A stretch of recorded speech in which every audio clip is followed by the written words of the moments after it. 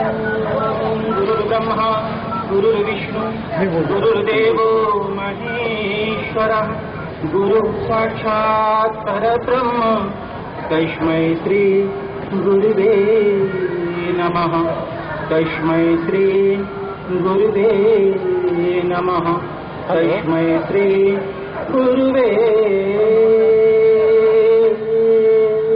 नमः।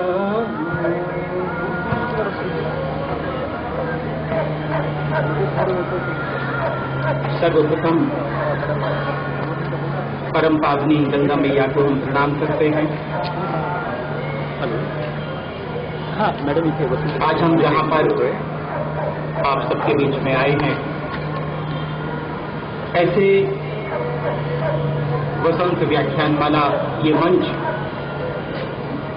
और जिसने 93 वर्ष 93 ईयर्स पूर्ण किए, शुरू से लेकर अब तक कितने ऐसे लोग होंगे जो फाउंडेशन स्टोन बने होंगे, जिन्होंने इसके लिए त्याग किया होगा, तब जाके कहीं ये मंच खड़ा हो पाए।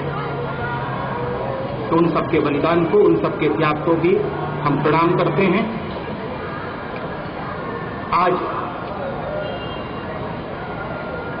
जिनकी स्मृति में ये चौथा व्याख्यान रखा गया, वसंतराव जी, उनकी आत्मा को भी हम प्रणाम करते हैं कि उनकी आत्मा जहां हो वहां से वसंत व्याख्यान माला के कार्यकर्ताओं को, पदाधिकारियों को आशीर्वाद देती रहे, और ये जो व्याख्यान माला है ये हमेशा उत्तरोत्तर प्रगति करती रहे। इस व्याख्यान माला से प्रेरणा लेके देश के अन्य भागों में भी इसी तरह के खुले वातावरण में व्याख्यान माला का आयोजन हो। मित्रों, खुले पटांगण में ये पहला कार्यक्रम नहीं है मेरा। पिछले साल हम फ्रांस में थे, वेडी जी की काफी इच्छा थी कि हम आए, लेकिन अचानक वहां जाना हुआ यूरोप में। तो फ्रांस में पेरिस में एफिल टावर और उसके किनारे किनारे नदी बहती है, बिल्कुल ऐसे। तो हमें याद आ रहा है, 1 साल पहले इसी तरह से व्याख्यान हुआ था, खुला मंच था, मेरी भारतीय बैठक थी, लेकिन एक खास बात बताएं, एक भी कुर्सी नहीं थी मेरे सामने। सारे विदेशी लोग, सारे फ्रेंच लोग जमीन पे सुखासन और पद्मासन लगा के बैठे हुए थे। वो विदेशी लोग, वो पाश्चात्य शैली के लोग।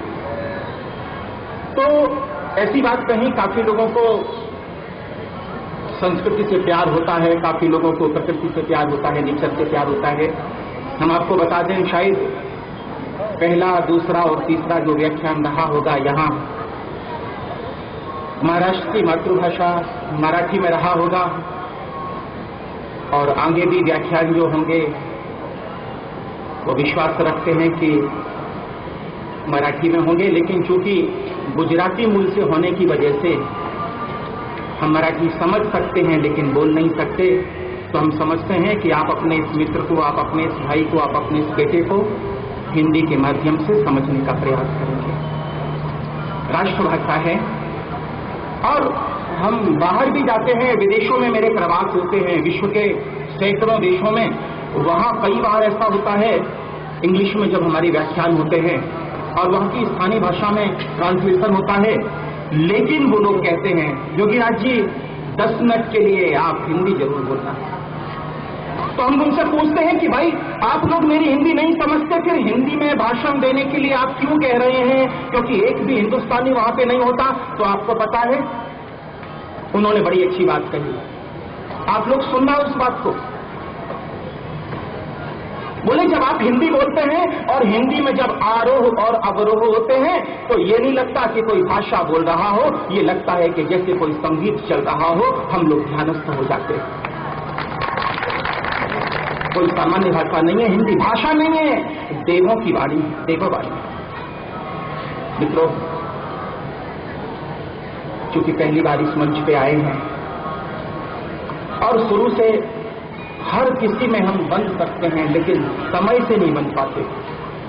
क्योंकि जो योगी होता है, जो संत होता है, उसकी जो भाषा होती है वो पुस्तक की भाषा नहीं होती, उसकी भाषा समाधि की भाषा होती है। कब कौन सा पन्ना खुलेगा, कब कौन सा पन्ना लिखा जाएगा, उसे पता नहीं है। क्योंकि जो योगी लोग होते हैं, जो संत लोग होते हैं, उनके देह के माध्यम से, उनके शरीर के माध्यम से विश्व में जो तमाम आत्माएं विचरण कर रही होती हैं, वो अपना कार्य उनके शरीर को अपना माध्यम बना के करती हैं। तो कई बार व्याख्यान के दौरान हमें भी ऐसा महसूस होता है कि जैसे हम यहाँ पे हाजिर नहीं है, कोई किसी आत्मा ने हमारे शरीर को माध्यम बनाया। जैसे आप लोगों में से काफी लोग कुछ दिन पहले पूना में हाजिर थे और पूना में जो आपने नजारा देखा था, तो कई बार ऐसा हो जाता। आज का जो व्याख्यान है, हम चाहेंगे कि आज के व्याख्यान में श्रोता और वक्ता के बीच का जो अंतराल है वो हम काट दें, वो हम समाप्त कर दें। हम ऊपर इसलिए नहीं बैठे क्योंकि हम व्याख्यान देने के लिए आए, हम ऊपर इसलिए नहीं बैठे कि हम योगीराज, हम ऊपर इसलिए नहीं बैठे आपके अतिथि इसलिए नहीं बैठे, आप सबको हम ठीक से देख सकें, हम ऊपर इसलिए बैठे और आप सब हमें अच्छी तरह से देख सकें, इसलिए ऊपर और नीचे का कोई अंतर नहीं होता, ये एक व्यवस्था होती है। एक दिन 24वें तीर्थंकर महावीर स्वामी एक वृक्ष के नीचे, एक झाड़ के नीचे, वो झाड़ दिया ना तो हमें याद आया, देवलाली में जिस घर में हम रहते हैं वो बंगलो नहीं है, फ्लैट है और वो भी 2nd फ्लोर पे है, तो वहां पे झाड़ लगाना मुश्किल होता, लेकिन फिर भी हमने, लोग टेरिस गार्डन बनाते, तो हमारे पास टेरिस नहीं है, हमारे पास बॉक्स ग्रिल है, लेकिन बॉक्स ग्रिल में बड़ा अच्छा गार्डन बनाया। इतने पक्षी आते हैं वहां पे, आप देखोगे ना तो इतनी छोटी सी चिड़िया से लेके और कम से कम 100-150 प्रकार के पक्षी, आप लोग आना, 100-150 प्रकार के तरह तरह के पक्षी हमारे उस बॉक्स ग्रिल में, बगीचा जैसा बनाया है छोटा सा, वहां पानी रखा है, वहां पे दाना रखा है, आते हैं, खाते हैं और वो आशीर्वाद देते हैं, उनके आशीर्वाद की वजह से हम आगे बढ़ गए हैं।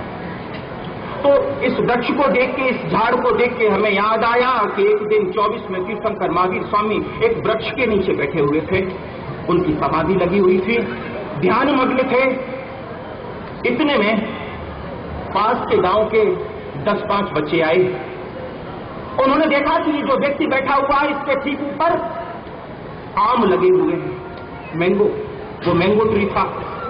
उन्होंने देखा कि आम लगे हुए हैं, क्यों ना हो हमें आम मिल जाए। अब छोटे छोटे बच्चे थे, आम को तोड़ने का, आम को पाने का एक ही तरीका था कि पड़ोस में से कुछ पत्थर इकट्ठे किए जाएं और उस पत्थर को मारा जाए और कुछ आम हासिल हो जाए। मेरे मित्रों, उन बच्चों ने ऐसा ही किया, आजू बाजू में जो पत्थर के टुकड़े पड़े हुए थे उन पत्थर के टुकड़ों को इकट्ठा किया और इकट्ठा करने के बाद एक एक करके उस वृक्ष पे जहां आम लगे हुए थे उस आम में वो पत्थर मारना शुरू किया। 2-4 पत्थर मारे, उन 2-4 पत्थरों से 1-2 आम भी गिरे, लेकिन उनमें से एक पत्थर का टुकड़ा वृक्ष के नीचे बैठे हुए महावीर स्वामी के सिर पे लगा। सिर से रक्त की धारा बह निकली। बच्चों ने अचानक देखा कि ये कोई संत बैठा हुआ है, उनके सिर से खून की धार निकल रही है। बच्चे डर गए, बच्चे दौड़ के उस संत के पास पहुंचे, उन्हें पता नहीं था कि ये महावीर स्वामी है। कहा, संत, हे प्रभु, हमसे महान भूल हुई, हमने आपको पत्थर मारा, लेकिन आपको पत्थर मारना ये मेरा उद्देश्य नहीं था, आम से फल प्राप्त करना ये मेरा उद्देश्य था। आम को पत्थर मारा और वो पत्थर आपको लगा, हम क्षमा चाहते हैं, मेरी वजह से आपको वेदना हुई। महावीर स्वामी की आंखों में से आंसू निकल रहे थे। बच्चे समझ गए,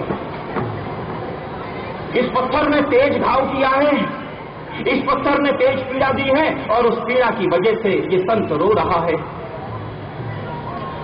जैसे जैसे बच्चे नजदीक आए वैसे वैसे महावीर स्वामी के आंखों से निकलने वाले आंसू और तेज होते गए।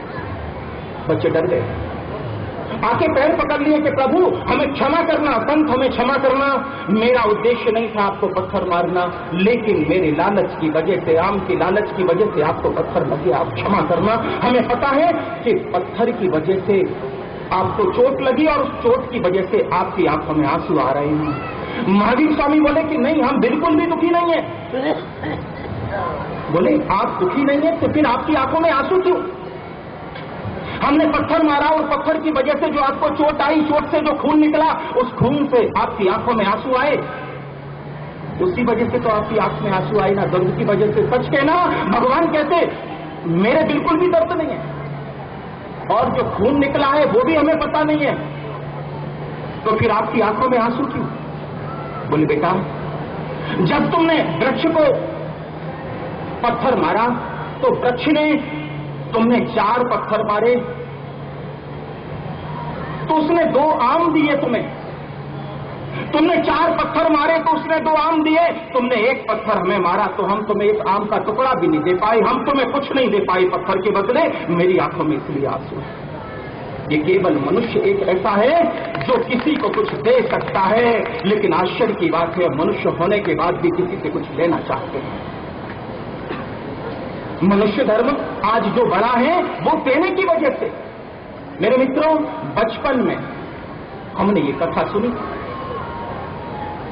मेरे घर के धार्मिक वातावरण में एक संत आए थे, तब उन्होंने महावीर स्वामी की ये घटना सुनाई थी।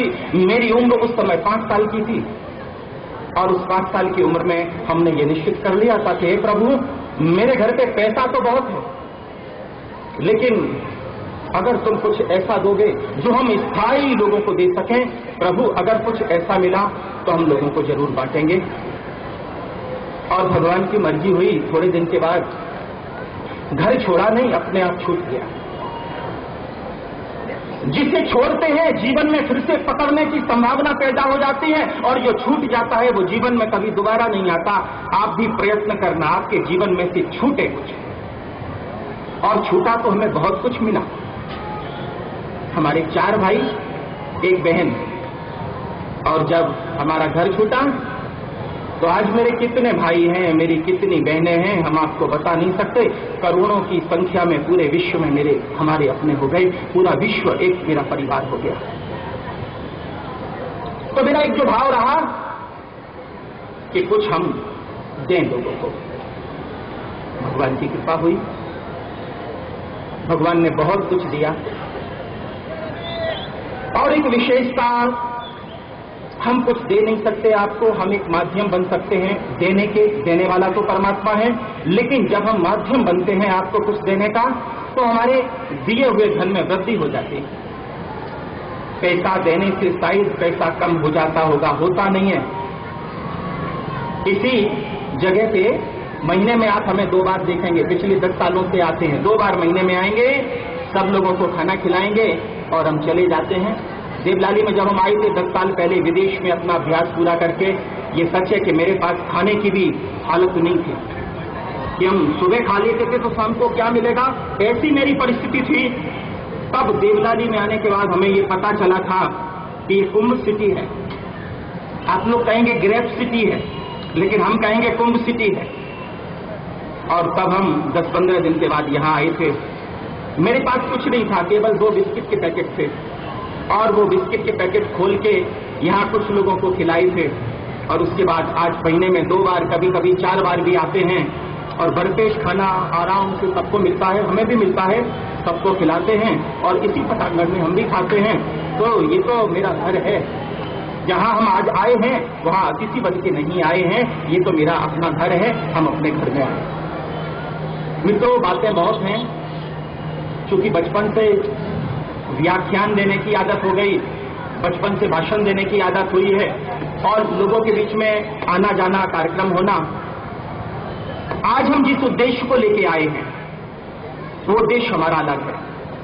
उस उद्देश्य पे हम चर्चा करें, उससे पहले हम यहाँ के पदाधिकारियों से पूछना चाहेंगे कि वो हमें कितने समय में बांधना चाहते हैं, ताकि हमें पता चले कि जो हम आपको देना चाहते हैं वो हमें कितने समय में और कितना देना होगा। अभी 7:45 बजे, 9 बजे तक 1.25 घंटे, केवल 1.25 घंटे का टाइम है। कोई बात नहीं, तो हम प्रयत्न करेंगे। इसलिए दूसरी जो बातें हैं वो हम आपसे न करके, जो आपके मतलब की बातें हैं, जो आपके लिए योग्य बातें हैं, ताकि आप याद करें। एक दिन गोस्वामी तुलसीदास से एक व्यक्ति ने प्रश्न किया। गोस्वामी तुलसीदास, उन्होंने रामचरितमानस लिखी। हमारा तो विश्व धर्म है, मानव धर्म है, भले हम जैन धर्म में पैदा हुए हैं, लेकिन हमारी तो सब है। तुलसीदास से किसी ने पूछा कि दुनिया में सबसे बड़ा सुख कौन सा है,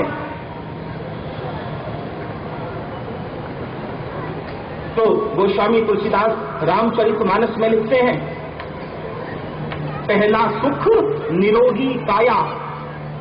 आप कहेंगे क्या योगीराज बात कर रहे हैं? हाँ, आप कितने भी करोड़पति हो और अगर डायबिटीज आपको हो जाए और बहुत रसगुल्ला खाने की इच्छा हो तो बीबी आपको देगी नहीं खाने के लिए। बोले क्यों नहीं दे रही? हम तुमसे इतना प्रेम करते हैं, तुमने कहा था जो कहोगे वो करेंगे। बात ठीक है, लेकिन हम तुमसे प्रेम करते हैं इसलिए हम तुम्हें रसगुल्ले नहीं खाने देंगे, क्योंकि डॉक्टर ने मना किया है। तब पता चलता है कि करोड़ों रुपए का कोई अर्थ नहीं है उस बीमारी के आगे। गोस्वामी तुलसीदास लिखते हैं, पहला सुख निरोगी काया, फिर दूसरा सुख बोले घर में हो माया। ये सच है, गरीबी एक अभिशाप है। गरीब व्यक्ति की हालत क्या होती है वो एक गरीब व्यक्ति समझ सकता है। भगवान किसी को गरीबी न दे, उसकी आवश्यकताओं के हिसाब से भगवान सबको दे। पहला सुख बोले निरोगी काया, दूसरा सुख घर में हो माया, बोले तीसरा सुख कौन सा? गोस्वामी तुलसीदास बड़े विद्वान हुए हैं। जब हम जर्मनी में, अभी हम जर्मनी गए थे, जर्मनी में बर्लिन शहर में एक हॉल में गोस्वामी तुलसीदास जी की बड़ी सी मार्बल की प्रतिमा देखी तो हमें आश्चर्य हुआ। हमने कहा यहाँ पे ये मार्बल की प्रतिमा? बोले हमारे यहाँ रामचरितमानस पे पीएचडी की जाती और जर्मनी में 100 से ज्यादा ऐसे लोग होंगे जिन्होंने रामचरितमानस पे पीएचडी की उपाधि प्राप्त की। पढ़ाने वाले वो लोग जर्मन के लोग हैं। तो तीसरा सुख पूछा तो बोले तीसरा सुख सुलक्षणी भार्या, बोले जो पत्नी हो वो सुलक्षणी हो। बोले पत्नी का नाम लिया पति ने तो जी, पति धर्म परायण हो। और बोले चौथा सुख, बोले आगे भी कोई सुख है? गोस्वामी तुलसीदास बोले केवल एक और सुख बचा है, चौथा सुख है, और वो चौथा सुख है पुत्र हो आज्ञाकारी। अपनी अगर संतान हो तो आज्ञाकारी हो। माता पिता कहें वो मान ले संतान, ऐसी संतान हो।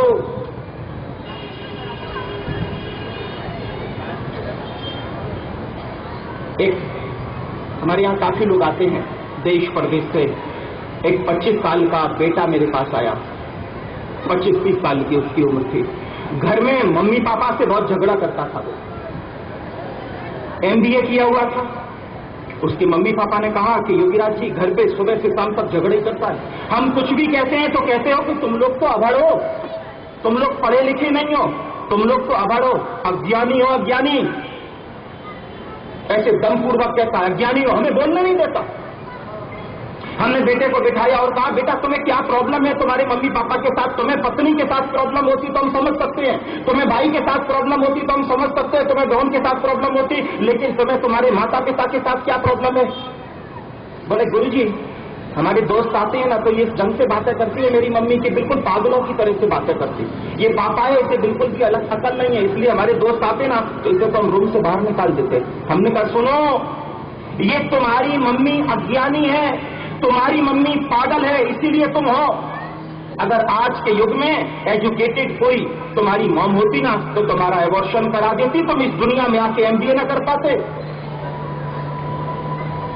आज तुम्हारी मां को यह पता नहीं था कि मेरे गर्भ में रहने वाला नालायक बेटा है। अगर उसे पता होता आज की पढ़ी लिखी मां सबका गर्भपात करा के निकाल देती।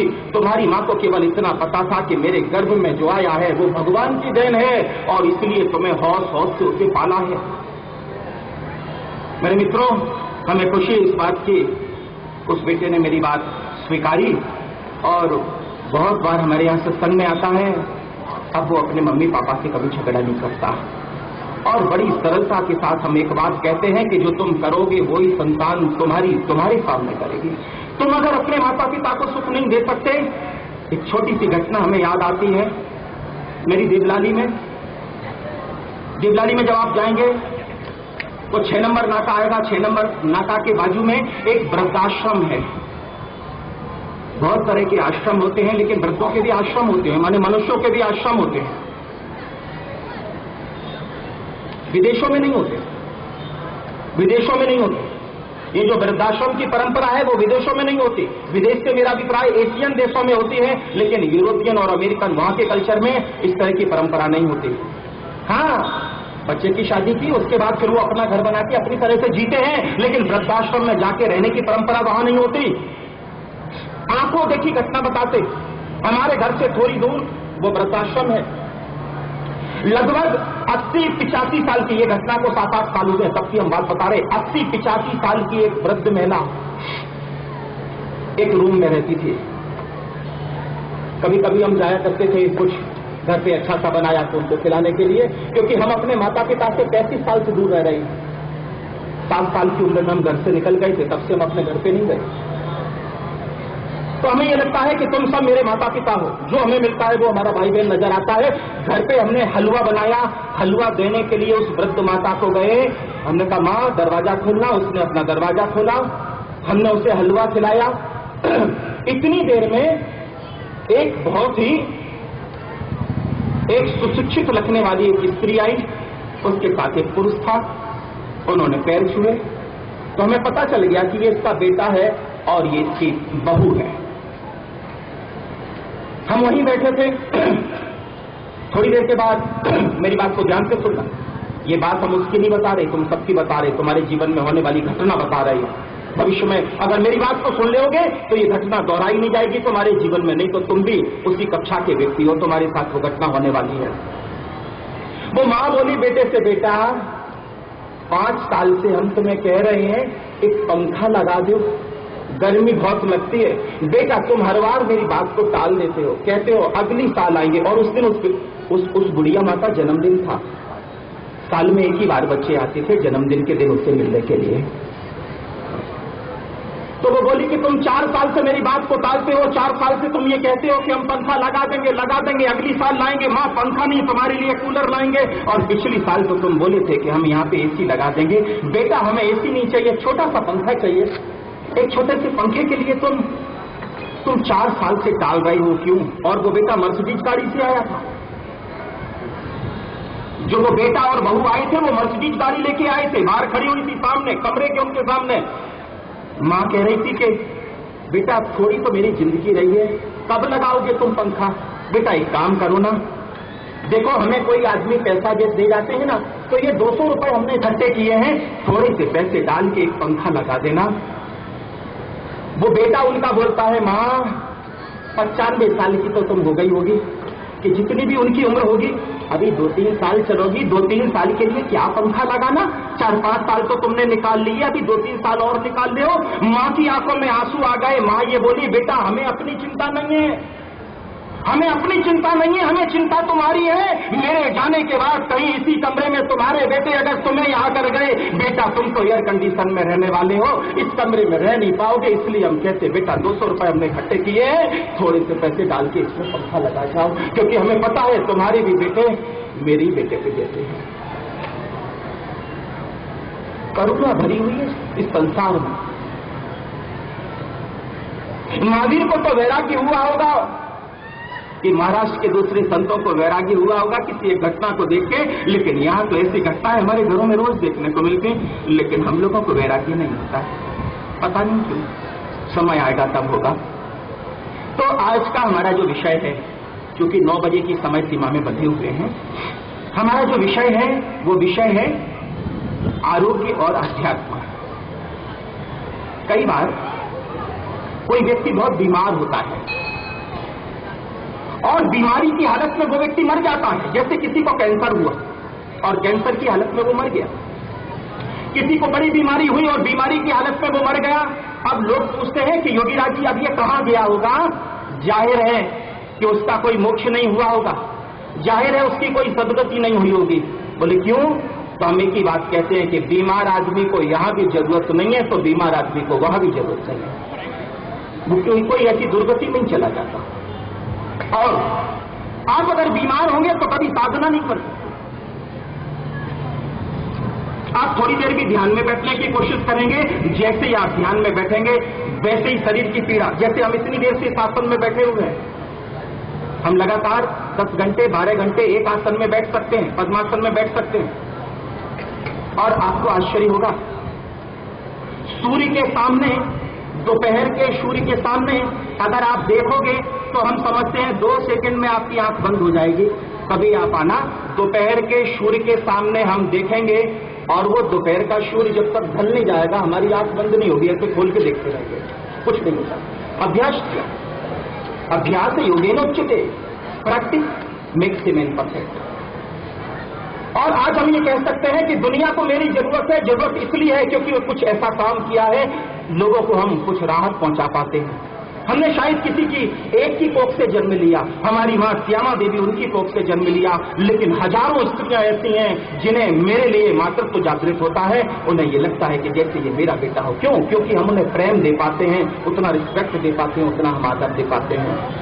ये दुनिया बड़ी स्वार्थी है। जब तक तुम दोगे, और माता पिता भी जब तक बेटे को देंगे। और हम एक बात कहें, अगर आप वृद्धाश्रम में न जाना चाहते हो, मेरी बात को नकारना नहीं, हम भी करोड़पति नहीं, बहुत बड़े खानदान में पैदा हुए हैं, लेकिन मेरे घर में मेरे माँ बाप के साथ ऐसा नहीं हुआ। लेकिन बहुत घरों में हम ये देखते हैं। अगर यहाँ पे जो वृद्ध लोग बैठे हुए हैं, उन्हें मेरा एक छोटा सा सुझाव है, अगर वो वृद्धाश्रम में न जाना चाहते हो तो अपनी सारी संपत्ति जीते जी अपने बेटों को नहीं देना। मेरी बात समझ में आ रही हो तो तालियां नहीं बजाना, अपने हृदय के कोने में मेरी बात को बिठा लेना। आप ये कहोगे मेरे बेटे बहुत अच्छे हैं, लेकिन फिर बेटे की जो सहचरी आएगी वो कैसी होगी आप कह नहीं सकते। बेटा भी बहुत अच्छा है, बेटे की पत्नी भी बहुत अच्छी है, लेकिन छोटे बेटे की पत्नी कैसी आएगी आप कह नहीं सकते। और भविष्य में परिस्थिति कैसी हो जाएगी आप कह नहीं सकते। एक चीज पैसा ऐसा लालच है, पड़ोसी को भी अपना बेटा बना देता, और पैसा एक ऐसी चीज है कि बेटे को भी पड़ोसी बना देता। तो अगर आप मेरी मानो तो थोड़ा सा पैसा आप अपने कब्जे में रखना, और वो बेटे बेटियों को पता नहीं चला। बाद में देखे तो हमें तो नहीं जाओगे, देखे तो बेटों को ही जाओगे, लेकिन पैसे की लालच से वो कम से कम तुम्हारी संतान, तुम्हारी। आज बहुत ऐसे लोग हैं जिन्होंने मेरी बात नहीं मानी। बॉम्बे में मेरे कार्यक्रम होते हैं, ये बात हम हर कार्यक्रम में रजू करते हैं, कहते हैं, बहुत से ऐसे लोग कहते हैं गुरुजी आपने 5 साल पहले कहा था, हमने आपकी बात नहीं मानी, 3 साल से हम देवलाली में फ्लैट लेके रह रहे हैं, मेरे बच्चों ने हमें घर में से निकाल दिया। लेकिन तब मेरे कहने से उन्होंने देवलाली में एक जगह ले ली थी छोटी, अपने नाम कर ली थी। मेरी बात समझे, हमें कहना नहीं होगा, तुम्हारे परिवार का मामला है, लेकिन हिरण भाई आप भी सुनना, सब लोग सुनना।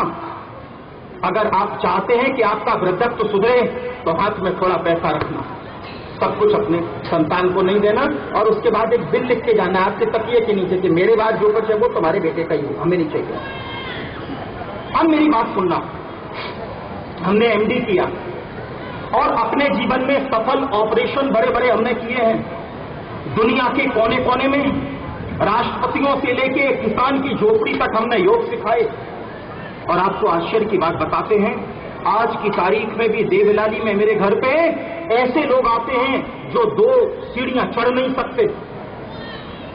डॉक्टर ने ये कहा कि ये 10 दिन का मेहमान है, डॉक्टर ने ये कहा कि ये 15 दिन का मेहमान है, और आज 5-5 साल से वो हमारे घर पे आराम से आते हैं।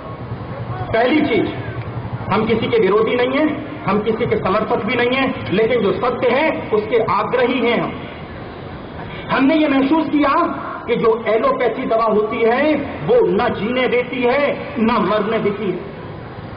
मेरी बात को ध्यान से सुनना, आज हम भी 42 साल के बैठे हुए हैं, मेरे नाखून में बीमारी नहीं है।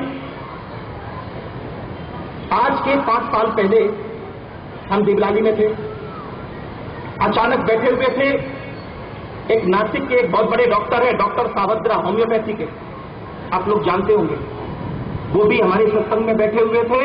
अचानक मेरा हाथ ऐसे गया, डॉक्टर सावद्रा जी आए, बोले ये क्या कर रहे हैं? मैंने बोले कुछ नहीं, जरा दर्द हो रहा है। उन्होंने देखा कि हमें यहाँ पे गांठें हो गई थी, और 12-13 गांठें थी, एक गांठ का वजन था 100 ग्राम।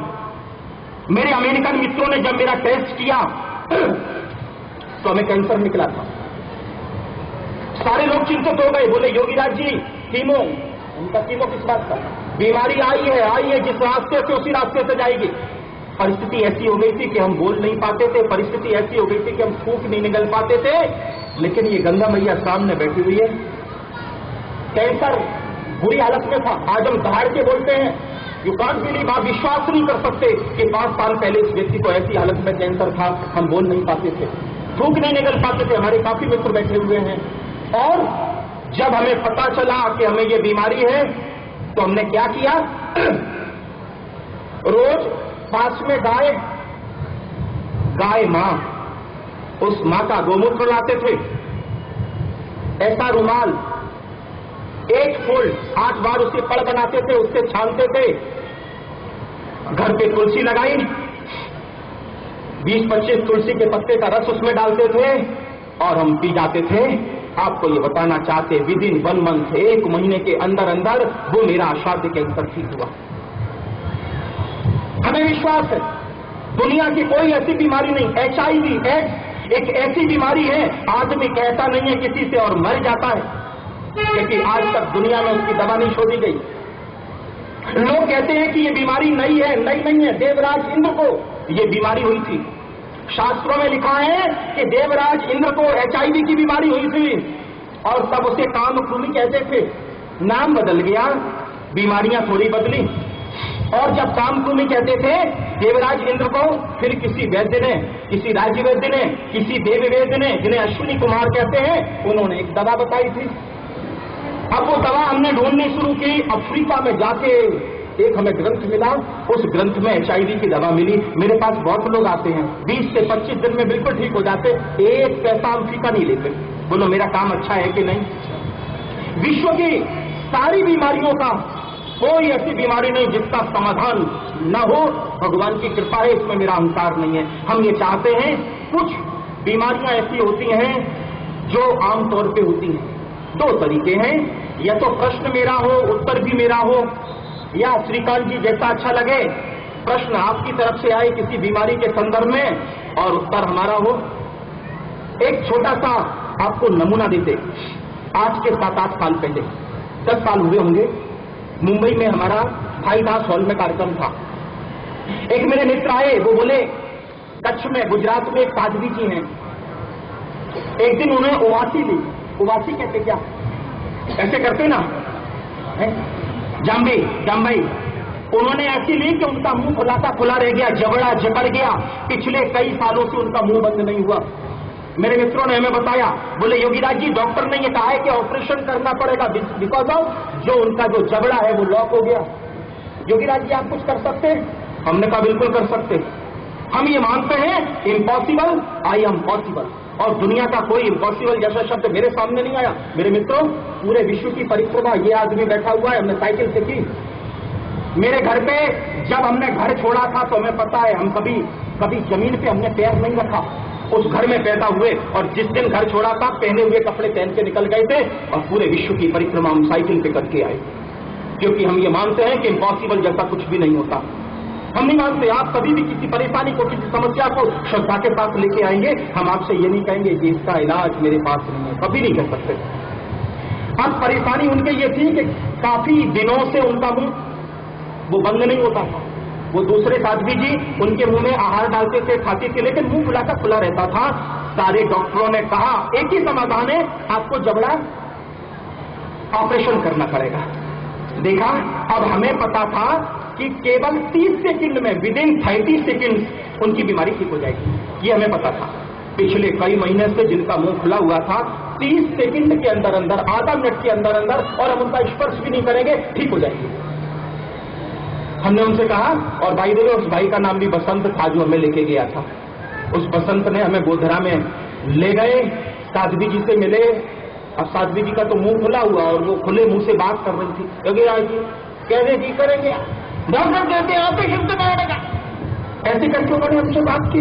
हमने कहा एक तरीका है ऑपरेशन, और दूसरा तरीका है कुछ नहीं, भगवान की कृपा। तो आपको क्या चाहिए?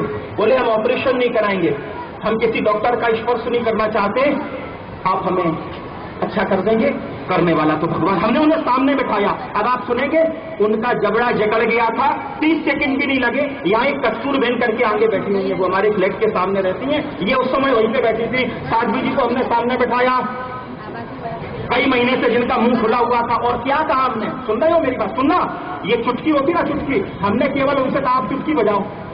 आपने देखा होगा कभी टीवी पे कोई वक्ता व्याख्यान देता है, और जब ये उवासी आती है, जमाई आती है, तब वो चुटकी बजाता है।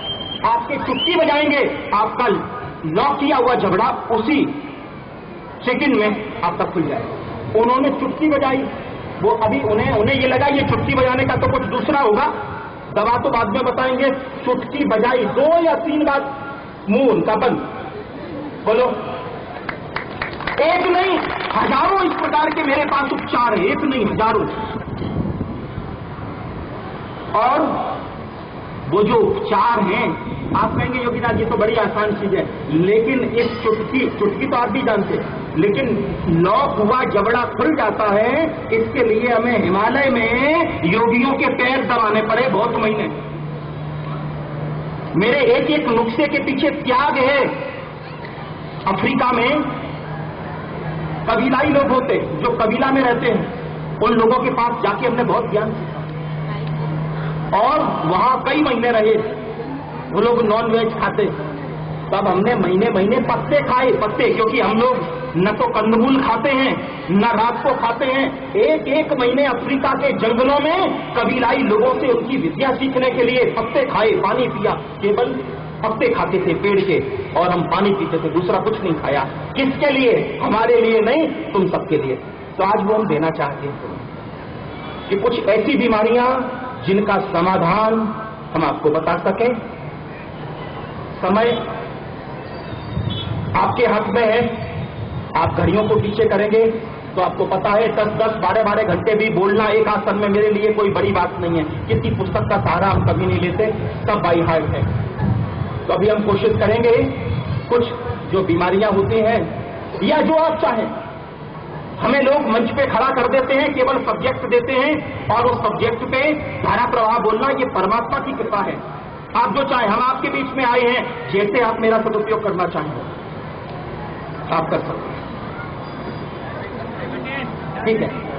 अब आप ध्यान से सुनना, ये नहीं, और हम जब बोले तो बीच में आप बोलना नहीं। 2 महीने पहले आपको छोटे छोटे उदाहरण देके कहेंगे। 2 महीने पहले एक मेरे पास कपल आया, 450-500 उसकी डायबिटीज। वो ये बोला कि योगीराज जी बहुत उपाय कर लिए, इंसुलिन के इंजेक्शन लेते हैं, अब मेरी इच्छा यह है कि हम आत्महत्या कर लें, क्योंकि पूरे शरीर में बुरी तरह से डायबिटीज फैल चुकी थी और बहुत परेशान था। हमने केवल उससे ये कहा आप आत्महत्या करना, हम आपके कार्यक्रम में कोई दखलंदाजी नहीं करना चाहते, 1 महीने का टाइम आप हमें देना। और आपको विश्वास नहीं होगा, 1 महीने के बाद वो व्यक्ति मेरे पास आया, रूपा बहन उनका नाम है, उनके पति 1 महीने के बाद आए, बोले योगीराज जी मेरी डायबिटीज तो भी बहुत कम हो जाती है, बहुत घट जाती है, 400 रहती थी। तो हमने कहा दवा आप बंद कर देना, इसका मतलब आपकी बीमारी ठीक हो गई।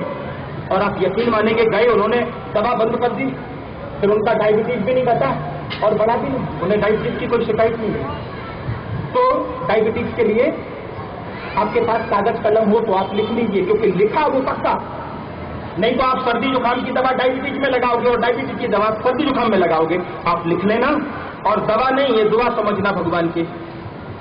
250 ग्राम 250 ग्राम गुड़मार बूटी, गुड़मार GUDMAR, कोई इसे शक्कर मार भी कहता। इस बूटी की विशेषता बताएं, आप किसी आयुर्वेद की दुकान से लाना, गुड़मार, शक्कर मार भी कहते। इस बूटी को जरा सा अगर आपके मुंह में रख दिया जाए, मुंह में जड़ी है, और उसके बाद आपको शक्कर खिलाई जाए, तो जब तक आप पानी नहीं पिएंगे तब तक शक्कर का स्वाद नहीं लगेगा। इसका मतलब ये नहीं कि दवा खाने के बाद आपको स्वाद नहीं लगेगा, दवा तो पानी के साथ लोगे। डायबिटीज का मतलब होता है जो आपकी पेंक्रियाज है, पेंक्रियाज इंसुलिन क्रिएट करना बंद कर देती है, कम कर देती है, उसको हम डायबिटीज कहते हैं। हमारी जो पेंक्रियाज है उसके अंदर एक प्रवाही बनती है, उस प्रवाही को इंसुलिन कहते हैं। वो इंसुलिन कम हो जाता है, कम होने की वजह से या बंद होने की वजह से या मंद होने की वजह से हम डायबिटिक पेशेंट हो जाते हैं। हम आपको जो दवा बता रहे, 3 दवाएं हैं, 3 एक साथ लेनी है। जो दवा बता रहे हैं उससे क्या होता है, डायबिटीज ठीक नहीं होती। जो आपकी पेंक्रियाज काम करना बंद कर गई है वो फिर से काम करने लगती है, इंसुलिन आपका फिर से बनने लगता है, नेचुरल आप जीवन जीने लगते हैं। 250 ग्राम गुड़मार बूटी, 250 ग्राम जो जामुन आता है ना, जामुन कहते हैं, जामुन खाते हैं, वो जामुन के बीज का पाउडर 250 ग्राम आप लेके देखिए, आप याद करेंगे। 250 ग्राम गुड़मार बूटी, 250 ग्राम जामुन के बीज का पाउडर, 250 ग्राम विजय सार, विजय बी फॉर विक्ट्री, विजय सार पाउडर 250 ग्राम, 250 3 चीजें हुई, प्लस 20 ग्राम, ओनली 20 ग्राम, जिसे कहते हैं संचर काला नमक। काला नमक है? नहीं, मिरी नहीं, काला नमक। नमक आता है ना, नमक, काला नमक क्या कहते हैं हिरन भाई मराठी में? आधे लोन, काला नमक नहीं, अंडरस्टैंडिंग इज मस्ट। तो वो केवल 20 ग्राम लेना। 250, 250, 250, टोटल कितना हुआ? 750 ग्राम, उसमें 20 ग्राम, 770 ग्राम हुआ। एक बड़ी चम्मच मॉर्निंग एम्प्टी स्टमक इसे लेना, ऊपर से सादा पानी पीना। रात को सोते समय आपका जो चौधियार हो, शाम को जब पूरा खाना हो जाए उसके बाद 1 चम्मच लेना। थोड़े दिन आप ऐसे करना। आप जो एलोपैथी की दवा लेते हैं वो दवा नहीं छोड़ना, 15 दिन दवा नहीं छोड़ना, 15 दिन। नहीं तो आप क्या करोगे, मेरी दवा तो आप नहीं खाओगे, वो खत्म हो गई तो फिर लाने का भूल गए और दवा छोड़ दोगे तो तुम्हारी हालत होगी खराब। 15 दिन तक दवा भी लेना और मेरी भी दवा लेना। 15 दिन के बाद आप जो एलोपैथी की दवा लेते हैं, इंसुलिन और टैबलेट जो भी, उसे आप हाथ करना। और आफ्टर 15 डेज, 15 दिन के बाद आधी की आधी करना। हम समझते हैं 1.5 से 2 महीने में अगर आपको 300 और 400 भी डायबिटीज हो जाएगी होगी तो विश्वास इतना है कि वो आपकी ठीक हो जाएगी। आप लेना, ठीक है। दूसरा, अब हम अपनी मर्जी से भी आपको कुछ बताएंगे। एक बार एक व्यक्ति बहुत बीमार था, कई बीमारियां थी और उस कई बीमारियों का उपचार, तो हमने कहा एक छोटी सी दवा बताएंगे, वो दवा आपके घर में है। बोले क्या दवा है? हमने कहा मेथी। मेथी जानते हैं? मेथी जानते हैं? मेथी जानते हैं? नहीं समझे। मेथी छोटी जो येलो कलर की आती है, आपकी रसोई में है। अरे मेथी ये कहती है कि जब मैं थी तो तुम बीमार क्यों हुए? लेकिन शर्म आती है तुम लोगों को मसाले खाने में, शर्म आती है तुम लोगों को इंडियन फूड खाने में। चाइनीज चाहिए, और हमें नहीं लगता कि चाइनीज में वो लोग मेथी डालते हैं, क्योंकि अगर मेथी होगी तो तुम बीमार कैसे होगे? और चाइना तो चाहता है तुम बीमार पड़ो, फिर वो दवा भी बनाएगा, सब कुछ बनाएगा, फिर तुम्हें भेजेगा। पहले खाना खाते थे घर पे, समझना, और खाने के बाद 2 नंबर जाते थे घर के बाहर, घर में नहीं करते थे। छी।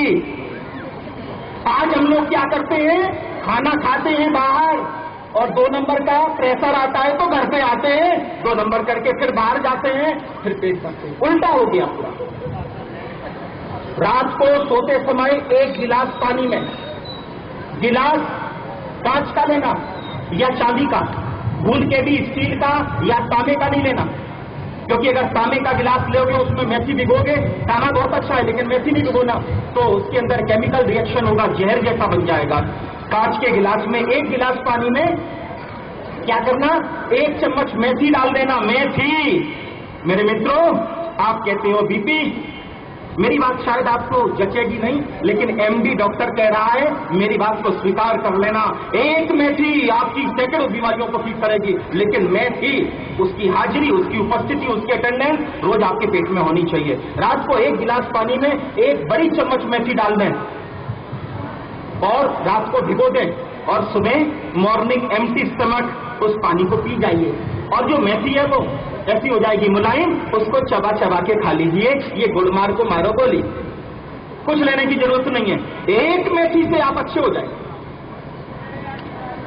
जैसे कुछ लोगों की ये शिकायत होती है कि योगीराज जी रात को सोते समय हमें कैस्टर ऑयल लेना पड़ता है पेट साफ करने के लिए। लगभग आयुर्वेद कहता है, एलोपैथी कहती है कि पेट साफ नहीं होता है तो बीमारियां तमाम होती हैं। सुबह अगर आपका पेट साफ हो जाए तो आपको कोई बीमारी नहीं हो सकती। पेट साफ करने के लिए एक छोटी सी मामूली सी चीज हम आपको बताते हैं। किसी आयुर्वेद की दुकान पे जाना, मराठी में कहते हैं सोनामुखी, सोनामुखी, हिंदी में कहते हैं सनाए, सनाए या सोनामुखी। आयुर्वेद की दुकान पे जाना, 100 ग्राम सनाए का पाउडर लेके रख लेना। 2 या 3 दिन से आपको 2 नंबर न हुआ हो, 1 चम्मच अगर आपने सनाए पाउडर थोड़े कोमट पानी से, गर्म पानी से ले ली तो 2 से 3 घंटे के बाद इजीली आपका पेट साफ हो जाता। और सनाए नुकसान नहीं करती, no side effect, but effect उसका प्रभाव होता है, वो प्रभाव नहीं होता उसका। मेथी का प्रयोग आप रोज करें। एक मेरे मित्र बोले, योगीराज जी हमारी बीवी पिछले 30 साल से थायराइड की बीमारी है। लगभग हाइपो और हाइपर 2 तरह की बीमारी होती है थायराइड की। आप सुनना सब, ये नहीं कि हमें बीमारी नहीं है तो हम जा रहे तो जाओ, फिर बेनी जी के पास आओगे तो अगली साल फिर कार्यक्रम होगा, बीच में कोई कार्यक्रम नहीं होगा। तो बीमारी कब आएगी वो कहते नहीं आएगी, इसलिए सब लिखना। वो बोले कि पिछले 20-30 साल से मेरी पत्नी को थायराइड की बीमारी है और उसका शरीर बढ़ता चला जा रहा है। योगीराज जी दवा रोज लेती है, डॉक्टर कहते हैं कंट्रोल में रहेगा, लेकिन फिर भी शरीर तो बढ़ ही रहा है उसका। बीमारी तो वैसी की वैसी है, प्रेशर भी हो गया तो आज भी काम नहीं करता। ये सब कैसे से बीमारियां आती। याद रखना, जितना पैसे वाला उतना ज्यादा बीमार, जितना गरीब उतना सुखी। गरीब व्यक्ति मेहनत करता है और मेहनत करने वाला बीमार नहीं होता। 1 करोड़पति के यहाँ 25 साल से कोई नौकर होगा, बीमार नहीं होगा, लेकिन जिस 25 साल से जिसके यहाँ नौकरी कर रहा होगा वो मालिक जरूर बीमार होगा, क्योंकि मालिक का सारा काम वो नौकर करता है और जो काम करता है वो कभी बीमार नहीं हो सकता। आज भी देवलाली यहाँ से 20 किलोमीटर 15 किलोमीटर होगा और बहुत बार हम सुबह निकलते हैं पैदल यहाँ आ जाते हैं और यहाँ से पैदल घर चले जाते हैं। सारी सुविधा है, मेरे पास भी गाड़ी है, सब कुछ है, लेकिन हम कभी प्रयोग नहीं करते। आज भी मेरी साइकिल है, चलाते हैं हम। खुद होके तुम लोग बीमार हो गए और तुम बीमार हो जाओगे तो कोई तुम्हें दवा दे सकता है, दर्द नहीं ले सकता। अगर आप बीमार हो जाओगे तो कोई दवा दे सकता है तुम्हें, लेकिन दर्द नहीं ले सकता। तो सनाई का जो पाउडर है वो आपको बताया पेट साफ करने, रात को आधा चम्मच आपने ले लिया और आधा चम्मच में सुबह आपका पेट साफ हो जाएगा। और पेट साफ हो जाएगा तब कैसा लगेगा वो आप सबने महसूस किया होगा। बोले पेट साफ हो जाता है तो ये लगता है जैसे नोबेल प्राइज मिल गया हो, है? तो उसने कहा कि मेरी पत्नी इतने सालों से थायराइड की बीमारी है, योगीराज जी कुछ रास्ता बताएं। हमने कहा हाँ। वैसे क्योंकि समय कम है हम एक दूसरा सोच के आए थे। वेणी जी अभी भी विचार कर लेना अगर घड़ी में कोई बाधा ना हो। हम विचार आज दूसरा करके आए थे, अपने सब्जेक्ट को जरा सा रोकते हैं। आज हम आप सबको डॉक्टर बनाने आए थे। हंसना नहीं, मेरे पास एक ऐसी डिग्री है और हम लोगों को डिग्री देते हैं डॉक्टर की, लेकिन वो डॉक्टर की डिग्री दुनिया के किसी मेडिकल कॉलेज में पढ़ाई नहीं जाती, क्योंकि उस विद्या का आविष्कार हमारे प्रथम तीर्थंकर आदिनाथ दादा ने किया था, आदिनाथ भगवान ने किया था, जिसे इंग्लिश में कहते हैं मुद्रा थेरेपी।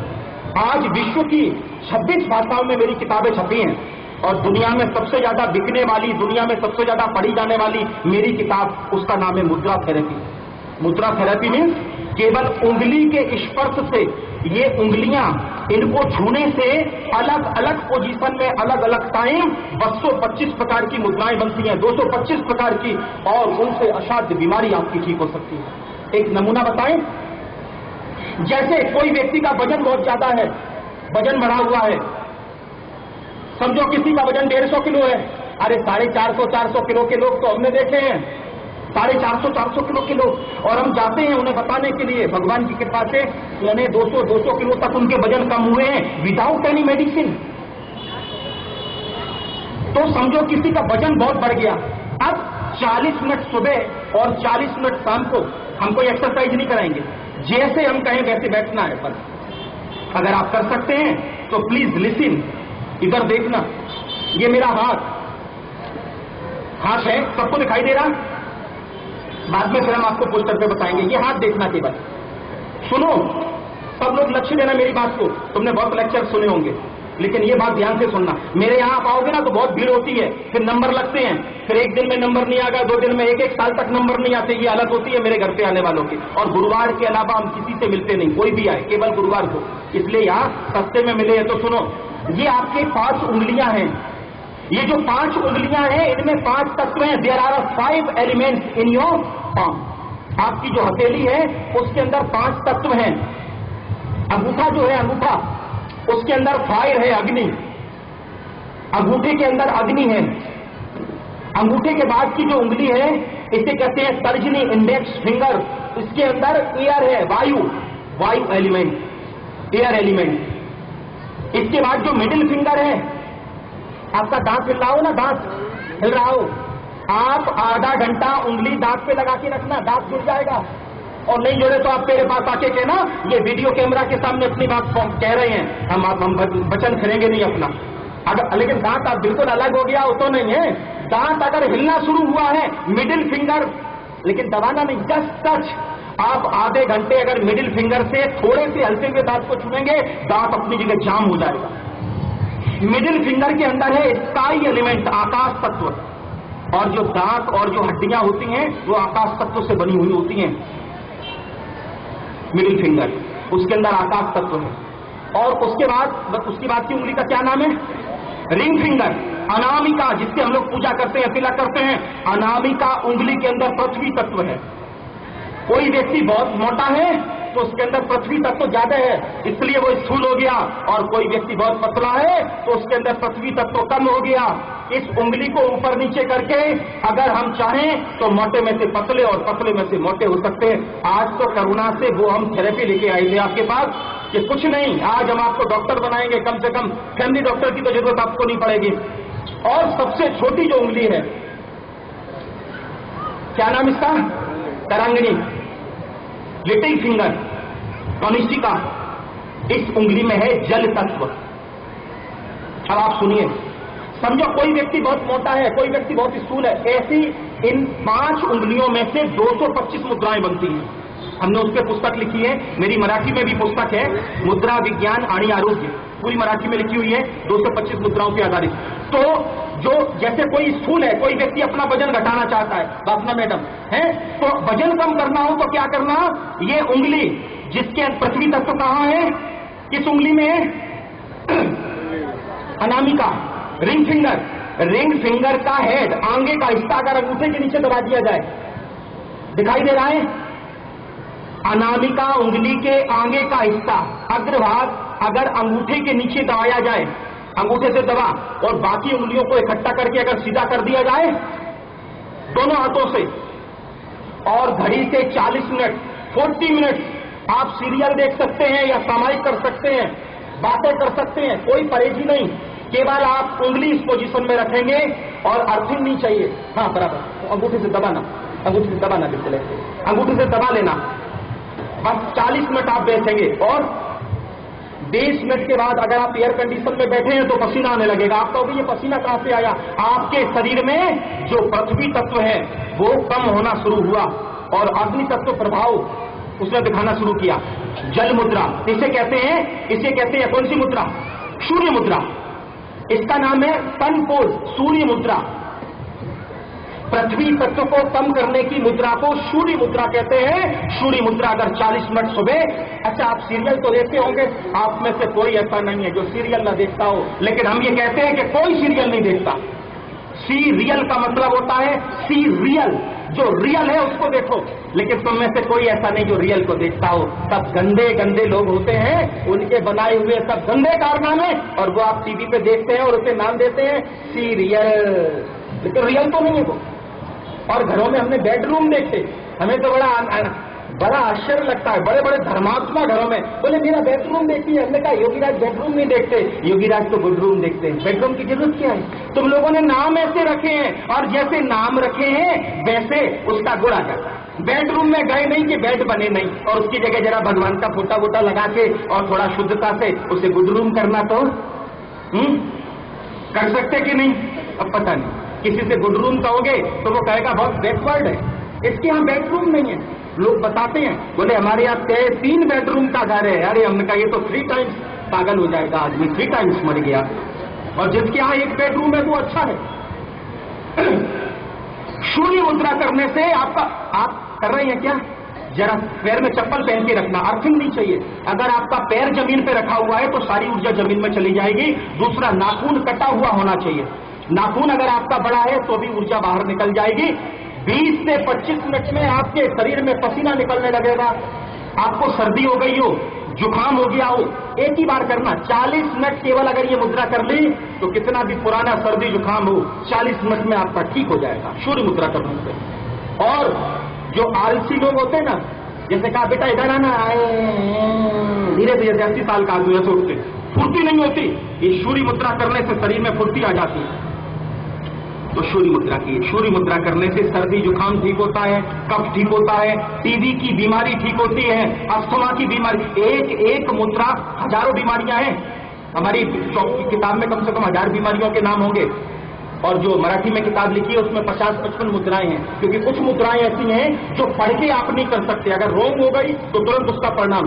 जैसे शंख मुद्रा है, शंख मुद्रा बहुत विचित्र मुद्रा है, अगर आपने शंख मुद्रा कर दी तो शेर की तरह से आप दौड़ने लगेंगे। शंख मुद्रा अगर आपको करनी आ गई और 20-25 मिनट शंख मुद्रा आपने अगर कर ली तो आप योगी जैसा जीवन आपका हो जाएगा, ग्रस्त में रहते हुए भी।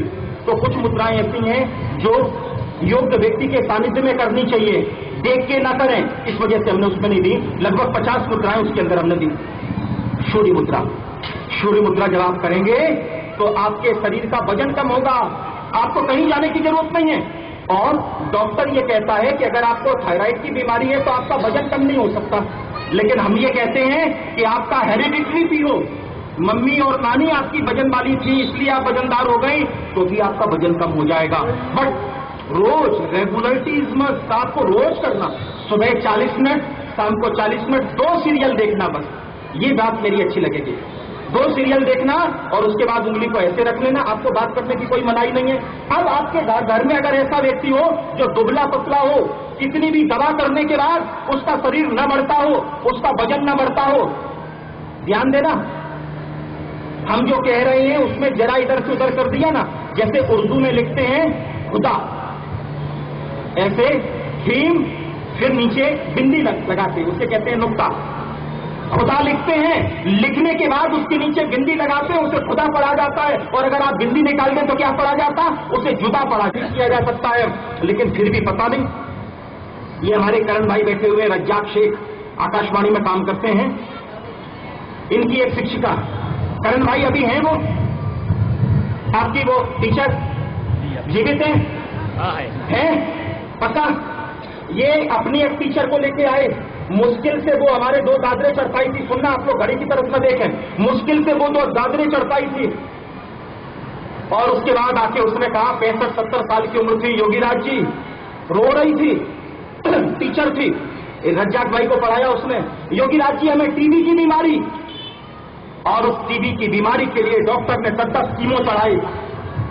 ऐसा डॉक्टर वो जल्लाद, टीबी की बीमारी में कभी कीमोथेरेपी की जाती? आपसे पूछना चाहते, इतने तो आप भी जानकार होंगे, अरे पेशेंट भी डॉक्टर बन जाता है। अच्छा, जब लंबे समय तक कोई पेशेंट रहता है तो वो एक सफल डॉक्टर हो जाता। टीबी की बीमारी में कभी कीमोथेरेपी नहीं दी जाती, वो गांठ थी टीबी की, और टीबी की गांठ में कीमोथेरेपी दी, परिणाम क्या हुआ? उसके बाद ये बैठे हुए रज्जाक भाई पूछ लेना, एक दिन डॉक्टर ने ये कहा कि अब आप जाओ, क्योंकि कोई दवा आपके ऊपर लागू नहीं पड़ेगी। और तब करण मिलने के लिए गए, तो करण इसलिए मिलने के लिए गए थे क्योंकि 10-5 दिन की वो मेहमान थी, इसलिए करण उससे मिलने के लिए गए थे। करण ने कहा, मेरे गुरुजी है योगीराज जी, एक बार आप उनके दर्शन करो। मेरे मित्रों, उन्हें हमने देखा और फिर तो वो दूसरी बार आई थी दादरा चढ़ते चढ़ते, इसीलिए हमने करण से पूछा भी है कि नहीं, बोले बिल्कुल हेल्दी है। बहुत लोग आते हैं, कितनी बीमारियों को लेके आते हैं और वो ठीक हो जाते हैं। आपका मनोबल चाहिए। बीमारी सबसे पहले आती है आपके मन में, और मन में अगर उसका वेलकम कर दिया तब आती है तन में। बीमारी आए जब मन में तो उसे एक्सेप्ट नहीं करते। लेकिन हम लोग नकारात्मक विचारों के लोग हैं।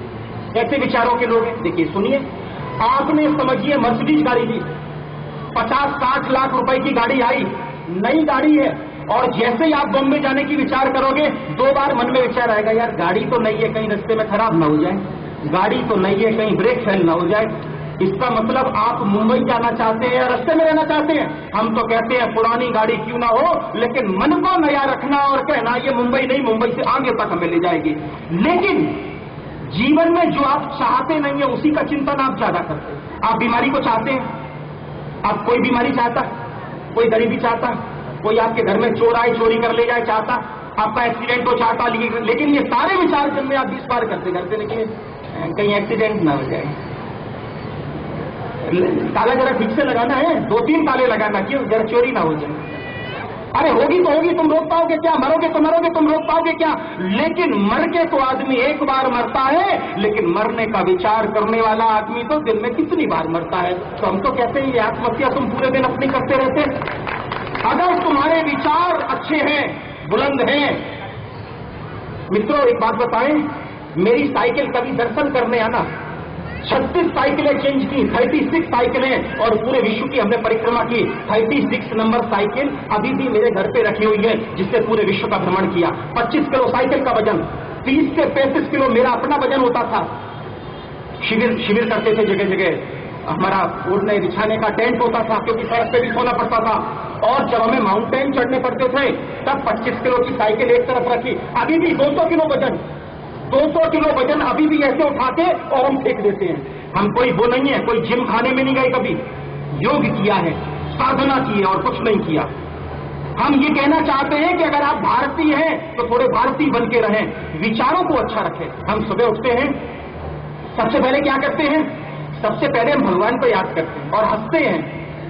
आप लोग सुबह उठे नहीं तो चिंता होने लगती, होती चिंता लेके सोते हैं, चिंता लेके ही उठते हैं। हम तो ये कहते हैं कि चिंता करने वाला व्यक्ति रात को चिता में सोता है और सुबह अगर उठा तो उठा, नहीं तो भगवान भरोसे चिता में से ही उठता है। चिंता मत करना, चिंता चिता से भी ज्यादा होती है, क्योंकि चिता जो होती है वो मरने के बाद व्यक्ति को जलाती है, लेकिन चिंता तो जीते जी व्यक्ति को जला देती।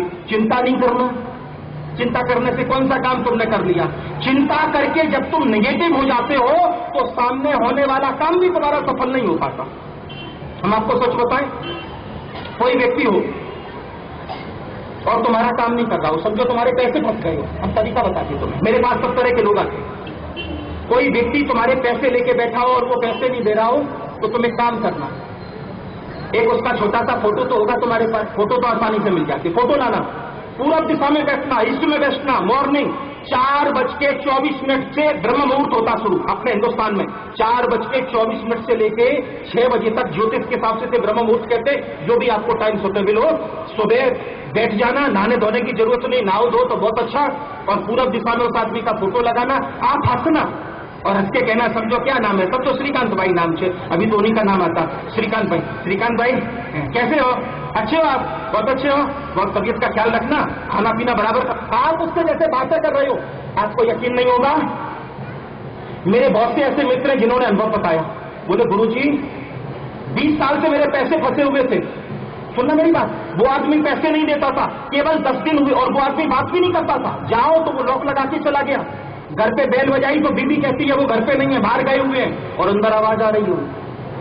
ऐसी हालत में बोले 10 दिन हमने आपका प्रयोग किया, 10वें दिन सामने से मेरा मित्र आया, सामने से बोला देखो भाई पैसे हम आपके देंगे, 20 साल से वो देता ही नहीं था, पैसे हम आपके देंगे, थोड़े दिन लगेंगे, लेकिन 5 दिनों से सुबह 5:30 बजे आप रोज मेरे सपने में आते हैं और हमसे आप रोज पूछते कैसे भाई, ठीक है ना, तबीयत का ख्याल रखना, देखो खाना पीना बराबर खाना। देखा, आपकी शुभ लेशिया, आपके पॉजिटिव वाइब्रेशन वहां तक पहुंच गए। आप कभी निगेटिव नहीं सोचना। आपके बेटा अगर ठीक नहीं है, आपकी बेटी अगर ठीक नहीं है, आपकी पत्नी अगर ठीक नहीं है, तो पूरे दिन ये अच्छी नहीं है, ये अच्छी नहीं है, ये अच्छी नहीं है, पड़ोसी से ये तो बहुत खराब है, सबसे ये तो बहुत खराब है। तो फिर वो कहती है हमें खराब बताया तो हम बता के ही बताएंगे खराब है। ये ना मेरी बीवी, यार क्या बात करते, क्योंकि अभी उसके बिना तो तुम चल नहीं पाओगे, या दूसरी ले आओगे। जैसी है वैसी है मेरी बीवी, यार बात न पूछो। पिछले जन्म में हमने भगवान से खास मांगा था, भगवान देना तो हमें यही देना, नहीं तो दूसरी। बहुत अच्छी है मेरी बीवी। फिर क्या होगा, कभी वो पड़ोस में बैठी होगी और पड़ोसी कभी कहेगी यार एक बात बताएं, तुम अपने पति के विषय में इतना कहती, वो जब भी हमें मिलता है तो कहता है मेरी बीवी बहुत अच्छी, बहुत अच्छी। समझे? तुम खराब कह के उसे अच्छा बना लोगे? बना लोगे? किसी को खराब कह के अच्छा नहीं बना सकते, तो अच्छा कह के अच्छा जरूर बना सकते। और अगर तुम्हारा अच्छा कहने से वो अच्छा नहीं बनेगी तो खराब तो वो है, माने तुम्हें घाटा नहीं है। तो जितने, और यही पतियों के लिए भी है, पति कोई कम नहीं है, हम तो सबके लिए, क्योंकि हम न तो किसी के पति हैं न किसी की पत्नी है, हमने तो शादी नहीं की, कोई मेरा आगे नहीं, कोई मेरा पीछे नहीं। लेकिन ये अनुभव की बात बताते हैं, व्यक्ति जितना नकारात्मक सोचता है उतना ही नकारात्मक उसका जीवन बनता चला जाता है। एक व्यक्ति हम आपको बताएं, अभी 20-25 दिन पहले की बात है, गुरुवार के दिन हम बैठे हुए थे, पूरा शरीर सफेद था।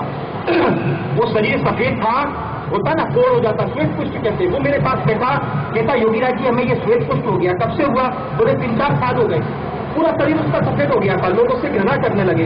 हमने केवल उससे ये पूछा, हम कहा बेटा जो तुम्हें श्वेत पुष्ट हुआ है उसके विषय में तुम कुछ बताना चाहते?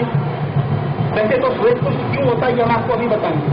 तो जैसे दूध और दही अगर आपने एक साथ खाई, हम लोग क्या करते हैं, आप किसी के यहाँ जाना, लस्सी बनाते ना, लस्सी किसकी, दही की, और उसमें दूध डालते, नहीं डालते? नहीं डालते, सब डालते। जितनी लस्सी की दुकान है वो दही की लस्सी बनाएंगे, उसमें दूध डालेंगे। इसे कहते हैं विरुद्ध आहार। ये विरुद्ध आहार खाने से शरीर सफेद हो जाता है। जैसे कोई आपने दाल की चीज खाई, दाल, मक्की दाल, उड़द की दाल, तुअर की दाल, और उसके साथ आपने दूध या दही की कोई चीज ले ली, इसे कहते हैं विरुद्ध आहार। जैसे आपने मछली खाई, मछली हम खाते नहीं है, बता रहे, आप में से बहुत खाते होंगे, मछली खाई और मछली के साथ अपने अगर दूध और दही की कोई चीज ले ली तो विरुद्ध आहार। ये विरुद्ध आहार खाने से शरीर सफेद हो जाता है। बात अलग। वो व्यक्ति बोला, गुरुजी जब हम छोटे से थे ना, तब हम किसी सफेद शरीर को देखते थे ना, तो हम देख के उससे ये कहते थे ये आदमी अच्छा नहीं है, ये आदमी गंदा है। तो सफेद शरीर देख के हमें उससे चिढ़ पैदा होती थी, इतनी चिढ़ होती थी कि रात को सोते समय हुआ जाती थी। हमें द्वेष हो गया उनसे, और द्वेष का परिणाम क्या हुआ कि वो सामने वाले तो दवा से ठीक हो गए, लेकिन ये जो सज्जन थे जो द्वेष करते थे उन्हें ये बीमारी हो गई। 25 दिन पहले उस व्यक्ति ने हमसे कहा कि गुरुजी हमें घृणा क्यों उन लोगों से? याद रखना, जिस व्यक्ति से तुम घृणा करोगे, दो चीजें हैं जीवन में, अगर किसी के नजदीक जाना चाहते हो तो दो काम करना, या तो उस व्यक्ति से प्रेम करना या उस व्यक्ति से घृणा करना। हमारे यहां ऐसा बताते हैं कि जो रावण है, रावण, वो आगे आने वाले समय में तीर्थंकर बनेगा। भगवान महावीर स्वामी ने जिस पद को प्राप्त किया, रावण वो पद को प्राप्त करेगा। बोले क्यों? बोले राम से भले दुश्मनी की, लेकिन पूरे दिन राम राम तो करता था। रात को सोते थे राम आ गया, कैसे राम का नाम नहीं, हे राम आ गया। वो कोई आया, उसका भाई भी आया, पत्नी भी, हे राम आ गया। तो उसने विरोध भी किया, तो किसका किया? एक सामर्थ्यवान व्यक्ति का किया। दो तरीके हैं किसी व्यक्ति के नजदीक जाने के, ये तो व्यक्ति को प्राप्त करने के, ये तो आप उसका विरोध करें या फिर उससे आप प्रेम करें। लेकिन आप याद रखना, जिस व्यक्ति का आप विरोध करेंगे, आपके जीवन में भी आपके 1000 विरोधी खड़े हो जाएंगे। लेकिन एक घटना हम आपको बताएं, अगर व्यक्ति के साथ आप प्रेम का व्यवहार करते हैं तो आपके जीवन में भी हजारों लाखों आपको प्रेम करने वाले मिल जाएंगे। मेरी बात पकड़ के बांध लेना। सुबह जैसे ही आप उठते हैं, उठने के साथ बैठना, और बैठ के जिन जिन लोगों के साथ आपका 36 का आंकड़ा है, 36 का, 36 तो नहीं कहते, 36 इंग्लिश में जो होते हैं उसमें एक दूसरे की पीठ नहीं होती। इंग्लिश में 36 अलग ढंग से लिखे जाते हैं, लेकिन हिंदी और मराठी में जो 36 लिखते हैं उसका मतलब होता है विरोधी। इंग्लिश में तो 36 ठीक है, 36 जो होते हैं। तो जिनसे भी आपके 36 के आंकड़े हैं, उन्हें 63 का आंकड़ा बनाने के लिए, 63 माने ज्यादा हुआ। अच्छा, आपको कोई 36 रुपए दे, 36 रुपए दे, तो वो ज्यादा है या 63 रुपए ज्यादा है? 63 ज्यादा है।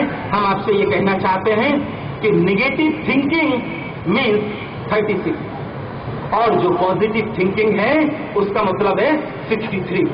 तो अगर आप जीवन में प्रगति चाहते हैं और जैसे 36 वाले हैं, तो 36 की जगह अगर आप उन्हें 63 बनाना चाहते हैं तो बैठना। सुबह जैसे ही आप उठते हैं सबसे ज्यादा ऊर्जावान होते हैं आप। कभी भी सुबह उठना, उस समय आप महसूस करेंगे कि जैसे भगवान की कोई कृपा, क्योंकि जो कॉस्मिक एनर्जी होती है, जो हमें चंद्र से, जो हमें ब्रह्मांड से प्राप्त होती है, वो सोते समय होती है। आप दिन में 10 घंटे सोना, दिन में 10 घंटे सोना, आपको ऊर्जा नहीं मिलेगी, और रात को केवल 2 घंटे सोना आपको ऊर्जा मिलेगी, क्योंकि जो ऊर्जा, जो कॉस्मिक एनर्जी है, वो केवल चंद्र से और ब्रह्मांड से प्राप्त होती है, और केवल रात को प्राप्त होती है। जो लोग जिंदगी भर नाइट ड्यूटी करते हैं और दिन में सोते हैं, उन लोगों के शरीर देखना, उन लोगों के जीवन देखना निगेटिविटी से भरा होगा। इसलिए जो लोग रात को काम करते हैं, उनसे मेरा निवेदन है, कैसे भी करके, थोड़े पैसे कम करके, ड्यूटी कम करके 1-2 घंटे की रात की नींद जरूर लें। तो सुबह उठते ही जितने विरुद्ध आपके लोग हैं, आपकी सासू, आपके बहू, क्योंकि सब तो विरोधी है। आज अगर आपसे पूछा जाए, आप मेरे सामने जो भी बैठे हुए हैं, सब सामने बैठे हुए हैं, कि आपका जो दुश्मन है वो कहां रहता है, तो आप सब कहेंगे मेरे पड़ोस में रहता है। कहेंगे कि नहीं? हमें लगता है कि आप में से ज्यादातर ऐसे लोग होंगे कि आपका दुश्मन आपके पड़ोस में रहता। इसीलिए ईसा मसीह ने आज से 2000 साल पहले कहा था, 2000 साल पहले पड़ोसी से प्रेम करो। कहा था, ईसा मसीह का एक संदेश था, पड़ोसी से प्रेम करो, पड़ोसी से प्रेम करो। 2000 साल पहले कहा था, उन्हें पता था कि आने वाले समय में, क्योंकि लोगों का स्वभाव ऐसा हो गया है, वो पड़ोस में दुश्मन रह रहा है, वो दुश्मन है इसलिए पड़ोस में नहीं है, वो पड़ोस में है इसलिए दुश्मन है। अच्छा, वो पड़ोसी है इसलिए दुश्मन है, तो तुम्हारी सासू तो पड़ोसी नहीं है, तुम्हारी बहू तो पड़ोसी नहीं है, तुम्हारा भाई तो पड़ोसी नहीं है, वो भी तुम्हारा दुश्मन है। कारण क्या है? हम इतने निगेटिव होते जा रहे। और निगेटिव व्यक्ति को आप देखिए 100% बीपी की बीमारी होगी। निगेटिव व्यक्ति को आप देखिए आंखों के नीचे काला घेरा आने लगा होगा। निगेटिव जो व्यक्ति होता है वो अंदर से कैसा हो जाता? जलता है। तो आप निगेटिव नहीं बनना पड़े, आप कैसे बनना? पॉजिटिव बनना। और जितने आप जीवन में पॉजिटिव बनेंगे, जितने पॉजिटिव बनेंगे, उतनी आपकी प्रगति होगी। तो 9 बजे हैं, इसलिए हम समझते हैं सही बात है, लेकिन हमारे चलने में अच्छा तो कोई बात नहीं, तो कोई बात नहीं। तो देखो हम अपने विषय को, ठीक है, ओके, थैंक यू। तो अभी कंटिन्यू करते हैं।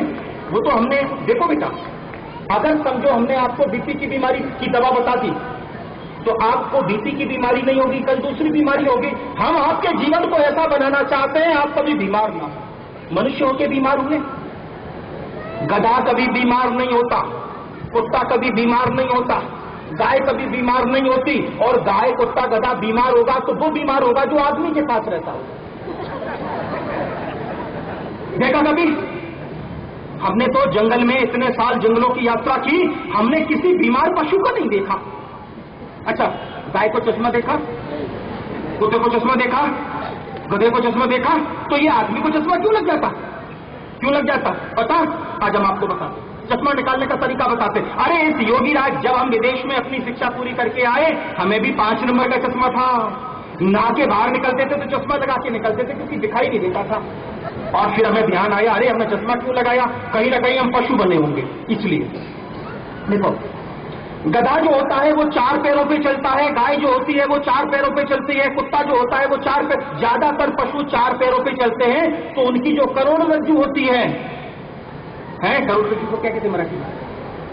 करोड़रज्जु, हाँ, पीठ। उनकी जो पीठ होती है वो ऐसी होती है, और वो उनकी पीठ सीधी होती है। और आदमी एक ऐसा है 2 पैरों वाला, काली खोपड़ी वाला, ऐसे बैठता है। बच्चों को देखना तुम, कभी बच्चे ये लगेगा जैसे गिरे जा रहे, इधर ऐसे बैठे हो। 20 साल का बच्चा 80 साल का दिखाई देगा, बुढ़ा हो गया होगा। आपकी अगर करोड़रज्जु सीधी होगी, ऐसे बैठना, आपको कोई बीमारी नहीं होगी।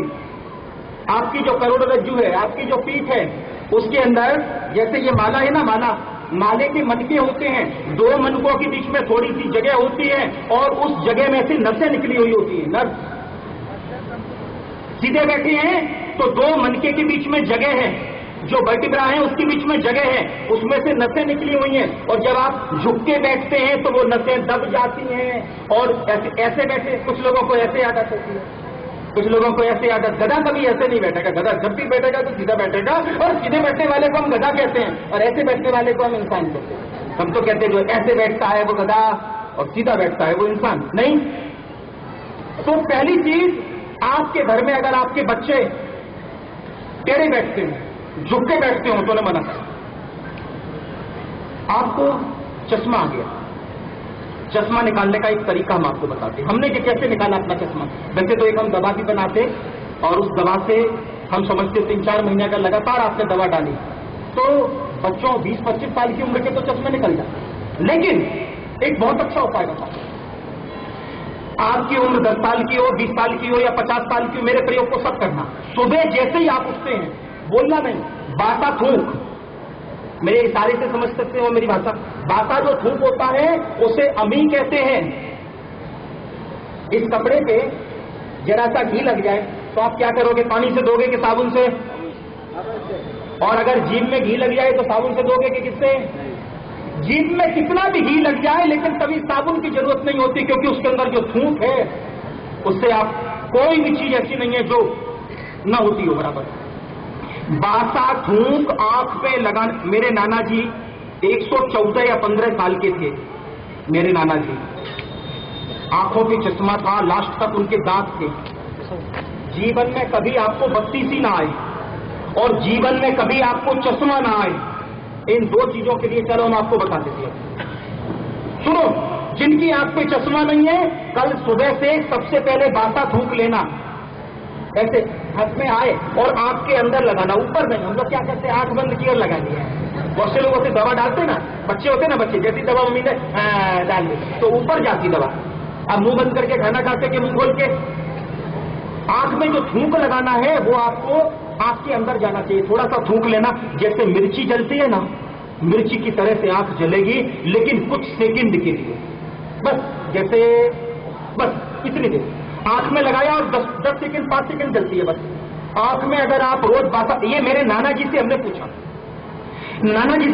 हमने कहा नाना जी आप 112-13 साल के हैं, आपके आंख पे चश्मा नहीं है और दांतों में कोई कमी नहीं है, एक भी दांत हिलता नहीं था और बत्तीसी नहीं थी।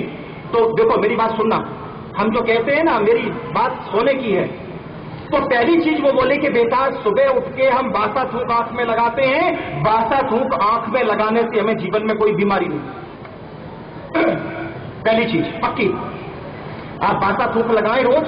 जिनकी आंख पे चश्मा है, चश्मा निकलेगा, नहीं तो नंबर कम होंगे, इसमें कोई शंका नहीं। बासा थूक आपके अंदर जाना चाहिए। दूसरा, हमने उससे पूछा कि आपके ये दांत कैसे, बोले बेटा देखो, जब हम गर्म चीज खाते हैं तो उस समय ठंडी चीज नहीं खाते, जब हम ठंडी चीज खाते हैं तो उसके साथ गर्म चीज नहीं खाते, गर्म के समय गर्म, ठंडी के समय ठंडी, एक साथ। कुछ लोग होते ना, गर्म चीज खाई और ठंडी चीज खाई, भजिया गरम गरम खाई और ऊपर से वो ठंडा पानी पीते गए, तो इधर गरम भजिया और ठंडा पानी, आपके दांत क्या होंगे, मानते हैं आप? अच्छा चलो बताते, दूसरा तरीका बताते। ठंडा और गर्म से दांत क्यों जल्दी हिलने लगते हैं, दांत क्यों टूट जाते हैं? एक पत्थर लेना, बड़ा सा पत्थर लेना, इतना मोटा पत्थर हो, इतना लंबा हो, हथौड़े से तोड़ना, छेने और हथौड़े से तोड़ोगे घंटों लगेंगे। अब इस पत्थर को जल्दी तोड़ना हो, बताएं, एक बाल्टी फ्रिज की लेना, बिल्कुल चिल्ड वाटर पत्थर के ऊपर डालना, तुरंत दूसरी बाल्टी उसके ऊपर डालना खौलते हुए पानी की, तुरंत ठंडा पानी गर्म पानी, थोड़ी देर में पत्थर के 2 टुकड़े हो जाएंगे। ठंडा और गर्म पानी एक साथ, ठंडी और गर्म चीज एक साथ जब आप लेते हैं तो दांत आपके तुरंत अपनी जगह छोड़ देते हैं। अब मेरे नाना जी ने हमें एक अच्छी बात बताई, बेटा आजकल देखो सब इंग्लिश टॉयलेट हो गए, बैठ के 2 नंबर करना, बैठ के सारा, इस पोजीशन में आप लोग कब बैठते होंगे हमें पता नहीं। देखो आप कभी भी मेरे आना, हमारी वेनी जिसे हमने कहा हमारी भारतीय बैठक चाहिए, भले सोफा हो लेकिन हम बैठेंगे पैर ऊपर। आपको वेरिकोज वेन्स होते हैं, varicose veins due to standing position में जो आप वर्क करते हो उसकी वजह। कोई मेडिकल स्टोर में काम करता है, किसी की परचून की दुकान है क्या? एक भी कोई हो तो अपने पैर बताओ यहाँ के, और पैर में से हरी हरी नसें अभी हम निकाल देंगे, मतलब हम निकालेंगे नहीं, बता देंगे। जितने लोग खड़े होके, और लगभग जितनी लेडीज हैं उन सबको वेरिकोज वेन्स की तकलीफ है। वेरिकोज वेन्स मीन्स आपके जो पैर हैं उनके अंदर ग्रीन नसें हैं। अगर आपको वेरिकोज वेन्स हो गई है तो उसका एक इलाज बताते हैं। इलाज, कभी भी आपको वेरिकोज वेन्स हो तो ऊपर से नीचे ऐसे नहीं करना, कभी नहीं करना, क्योंकि खून जो नीचे भरा है उसे ऊपर लाना है, तो रिवर्स मसाज करना, नीचे से ऊपर मसाज करना वेरिकोज वेन्स में। और दूसरा, रात को जब आप सोएं, लगभग 20 से 25% लोगों को वेरिकोज होगा। यहाँ रात को जब आप सोएं तो 2-3 तकिया जो पिलो होते हैं वो पैरों के, पैर ऊंचे सिर नीचा, इस डायरेक्शन में आप सोना, तो धीरे धीरे पैरों में जो भरी हुई लोई है, खून है, ब्लड है, जिसकी वजह से ग्रीन नसें हो गई हैं, वो धीरे धीरे आपका नीचे आना शुरू करेगा, आपकी वेरिकोज ठीक होने लगेगी। घर में जो लोग खड़े होकर काम करते हैं, जैसे हमारे यहाँ भी स्टैंडिंग किचन है, वेस्टर्न की तरह से हमारा घर बना हुआ है, लेकिन हमारे यहाँ जो रसोई बनती है वो रसोई कैसे बनती है? हम बनाए, हमने 3 बच्चों को अडॉप्ट किया, हमने शादी नहीं की,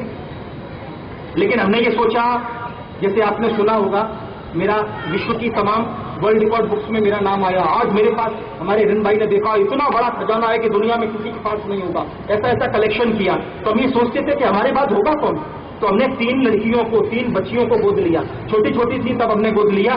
2 हमारी यहाँ पे बैठी हुई हैं, कुछ आदमी, ये दोनों सगी बहनें हैं, एक ने शादी की, इन दोनों ने शादी नहीं की, तो रसोई बनाती। लेकिन रसोई बनाती कैसे?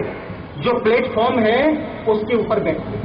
अब आपको ये लगा कि कैसे ये लोग पागल हैं, इसीलिए वेरिकोज वेन्स नहीं है, और तुम बहुत वो हो ना क्या कहते हैं, हमारी गुजराती में डाई कहते हैं, बहुत डाई, बहुत समझदार हो, इसीलिए तुम्हें वेरिकोज वेन्स। खड़े होके कभी भी काम नहीं करना, और अगर आप मेडिकल स्टोर में काम करते तो खड़े होकर ही करोगे ना, तो एक जगह खड़े नहीं रहना, थोड़ी पैरों को हिलाते रहना। जब हम खड़े रहते हैं ना एक जगह, तो वेरिकोज वेन्स की संभावना ज्यादा हो जाती है। लेकिन अगर थोड़े हम मूवमेंट करते रहेंगे, थोड़े हम चलते रहेंगे, तो वेरिकोज की संभावना जरा कम रहेगी। तो वेरिकोज वेन्स के लिए हमें क्या करना कि रात को सोते समय पैरों को आप ऊंचा रखिए, नींद भी आपको अच्छी आएगी। और आपका जो खून है, कई बार आप सोचते हो गुरु जी बोलते बोलते हम भूल जाते हैं, बोलते बोलते ये लगता है कि हम क्या कह रहे हैं, थोड़ी देर के लिए आपका दिमाग काम करना बंद कर देता। और कुछ लोग तो ऐसे हैं, वो कहते हैं हमारा दिमाग ही काम नहीं करता। इस आदमी को देखते हैं कि हमारा दिमाग बंद हो जाता, उस आदमी को देखने से दिमाग बंद नहीं होता, क्योंकि दिमाग का सारा जो खून है वो तुम्हारे पैरों में भरा हुआ है। कभी तुमने शीर्षासन किया? कभी नहीं किया। अभी शीर्षासन करोगे भी नहीं, तो शीर्षासन नहीं करते तो कम से कम पैरों को थोड़ा ऊंचा तो रखना सीखो। हम जमीन पे सोते हैं हमेशा, 365 दिन जमीन पे सोते हैं। हमारे बाजू में सोफा रखा हुआ है, आपने हमारा रूम देखा, घर बहुत बड़ा है, लेकिन जिस रूम में हम रहते हैं इतना छोटा है, इतना छोटा है कि 4 लोग उसमें बैठ नहीं सकते, इतने छोटे रूम में ही हम रहते हैं। तो नीचे जमीन पे सो गए और बाजू में कुर्सी सोफा है, सोफे पे पैर रख लेते हैं, पैर रखे ऐसे किया और हम ऐसे सो गए, ऐसे जेड आकार में, बहुत अच्छी। पूरी दुनिया की मुसाफरी जिस व्यक्ति ने साइकिल से की हो, मेरे आप पैर देख लें, इतनी भी वेरिकोज आपको नहीं मिलेगी, क्योंकि साइकिल चलाई। और साइकिल चलाने के बाद फिर हम क्या करते थे, रात को हमारा जो बैग होता था इतना ऊंचा, उसी बैग पे पैर रख लेते थे और सो जाते थे, कभी हम बीमार नहीं हुए साथ में। तो अब अपने विषय को थोड़ा सा चेंज करते, जो हमने आपको मुद्रा थेरेपी की बात बताई, डायबिटीज की दवा आपको बता दी थी, डायबिटीज की दवा के बाद फिर मुद्रा की बात बताई थी कि जो 5 उंगलियां हैं, इन 5 उंगलियों से लगभग 225 मुद्राएं बनती हैं। जैसे वजन कम करना हो तो वजन कम करने के लिए जो रिंग फिंगर है, रिंग फिंगर अनामिका, उसके आगे के हिस्से को अंगूठे के नीचे लगाएं। 40 मिनट सुबह, 40 मिनट शाम को करें तो आपकी सर्दी, जुकाम, टीबी, ये बीमारियां ठीक होगी, वजन कम होगा। और इसी उंगली को अगर आप आगे लगाएंगे, आगे लगाने से क्या होगा, तो आगे लगाने से आपका वजन बढ़ेगा, आपको चक्कर आते होंगे तो चक्कर आपके ठीक हो जाएंगे। अब दूसरा आपको बताते हैं, या तो आप बीमारी बताएं, हम आपको बताएं उसका उपचार, या हम अपनी तरफ से बताएं, जैसे आप क्या क्या आपको अच्छा लगता है, हम अपनी तरफ से बताते हैं। जैसे थोड़ा सा इन उंगलियों के ऊपर बताते हैं। जैसे सबसे पहली आपकी उंगली है, इधर से आप देखिए, लिटिल फिंगर।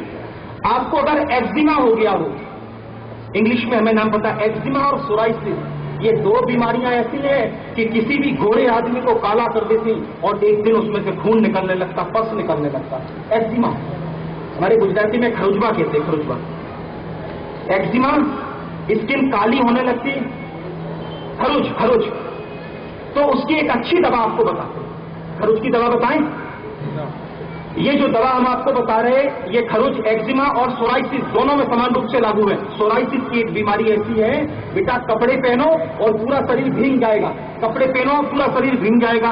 पूरे शरीर में जब सोराइसिस फैलता है ना, सब बाल चले जाते हैं और पूरे शरीर में से पस निकलता है, पानी नहीं, पस निकलता है, उसे कहते हैं सोराइसिस। एक पक्की दवा आपको बताते हैं, आधा घंटा सुबह, आधा घंटा शाम को। जो लिटिल फिंगर है, इसमें जल तत्व है और सोराइसिस में पानी आपके शरीर में से निकल रहा है। इसका मतलब यह है, कोई भी स्किन डिसीज होती है तो उसमें खून हमारा सबसे पहले खराब होता, और खून की शुद्धि के लिए हमारे शास्त्रों में जल मुद्रा बताई।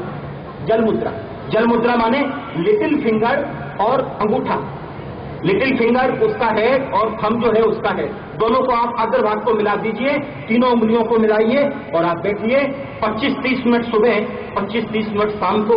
अगर आप ये करेंगे, अच्छा आपके शरीर में खुजली आ रही हो, समझ रहे हैं ना, मेरी बात को समझना और उठना नहीं, कोई वैसे कोई उठेगा नहीं, पूरी पूरी रात मेरे कार्यक्रम चलते, लेकिन सुनना। हो सकता है आप चले जाएं, उसके बाद हम कोई ऐसा प्रयोग बता दें जो आपको कहीं ना मिले, और मेरी जो बातें हैं वो किताबों में बहुत कम मिलेंगी।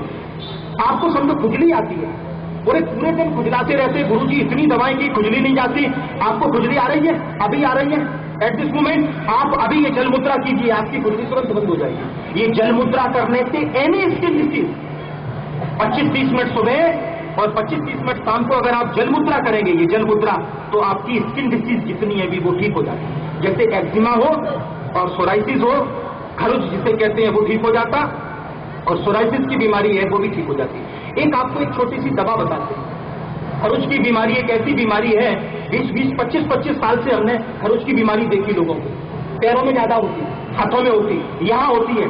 आप देखोगे ना तो आपको विचित्र जैसा लगेगा, हमें तो नहीं लगता, हम तो छींची भी किसी। यहाँ आपको पता है ना, यहाँ पे जब हम आते हैं गंगा घाट पे 15 दिन में 20 दिन में, तो कभी कभी अब आप लोगों ने हमें देख लिया, आप अक्सर हमें यहाँ देखोगे, कुछ लोग यहाँ पे बैठे होते हैं जिनके हाथ से पस निकलता है, बहुत लोग बैठे। हम आते हैं, उन लोगों को नदी में नहलाते हैं अपने हाथों से, हमारी जात खराब नहीं हो जाती। नहलाते हैं, उन्हें अच्छे कपड़े पहनाते, अपने हाथों से खाना खिलाते हैं, हमें अच्छा लगता है। किसी बीमार व्यक्ति के स्पर्श करने से कभी कोई व्यक्ति बीमार नहीं होता, गलत विचार करने से बीमार होता है। तुम अगर घृणा करोगे तो तुम बीमार हो जाओगे।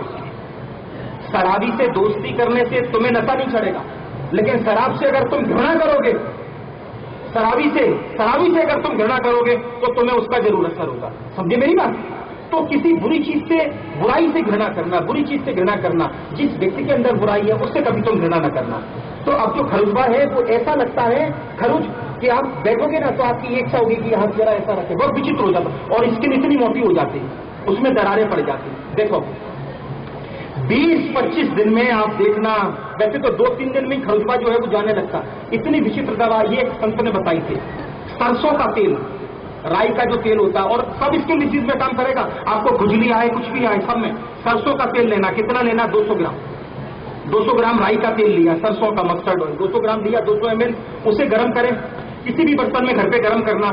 और लगभग 100 ग्राम जो कड़वा नीम होता है, कड़वा नीम, कड़वे नीम के पत्ते लाए, कितने? 100 ग्राम, उनको धो के, पोंछ के, उनके अंदर पानी ना हो, और जो 200 ग्राम तेल है, जब वो खोलने लगे तेल तो दूर से, क्योंकि छांटे आएंगे उसके, दूर से उसके अंदर आप डाल दें। थोड़ी देर के बाद ये पत्ते जल जाएंगे, क्योंकि तेल गर्म है ना, तो पत्ते जल जाएंगे। जब पत्ते जल जाएं, उसमें से पानी की आवाज आनी बिल्कुल बंद हो जाए और पत्ते काले हो जाए, गैस बंद कर देना। गैस बंद कर दी। अभी 1 घंटे के बाद जब तेल बिल्कुल ठंडा हो जाए, तेल को छान लेना, वो जो पत्ते हैं फेंक देना। अब इस तेल को फिर से गर्म करना।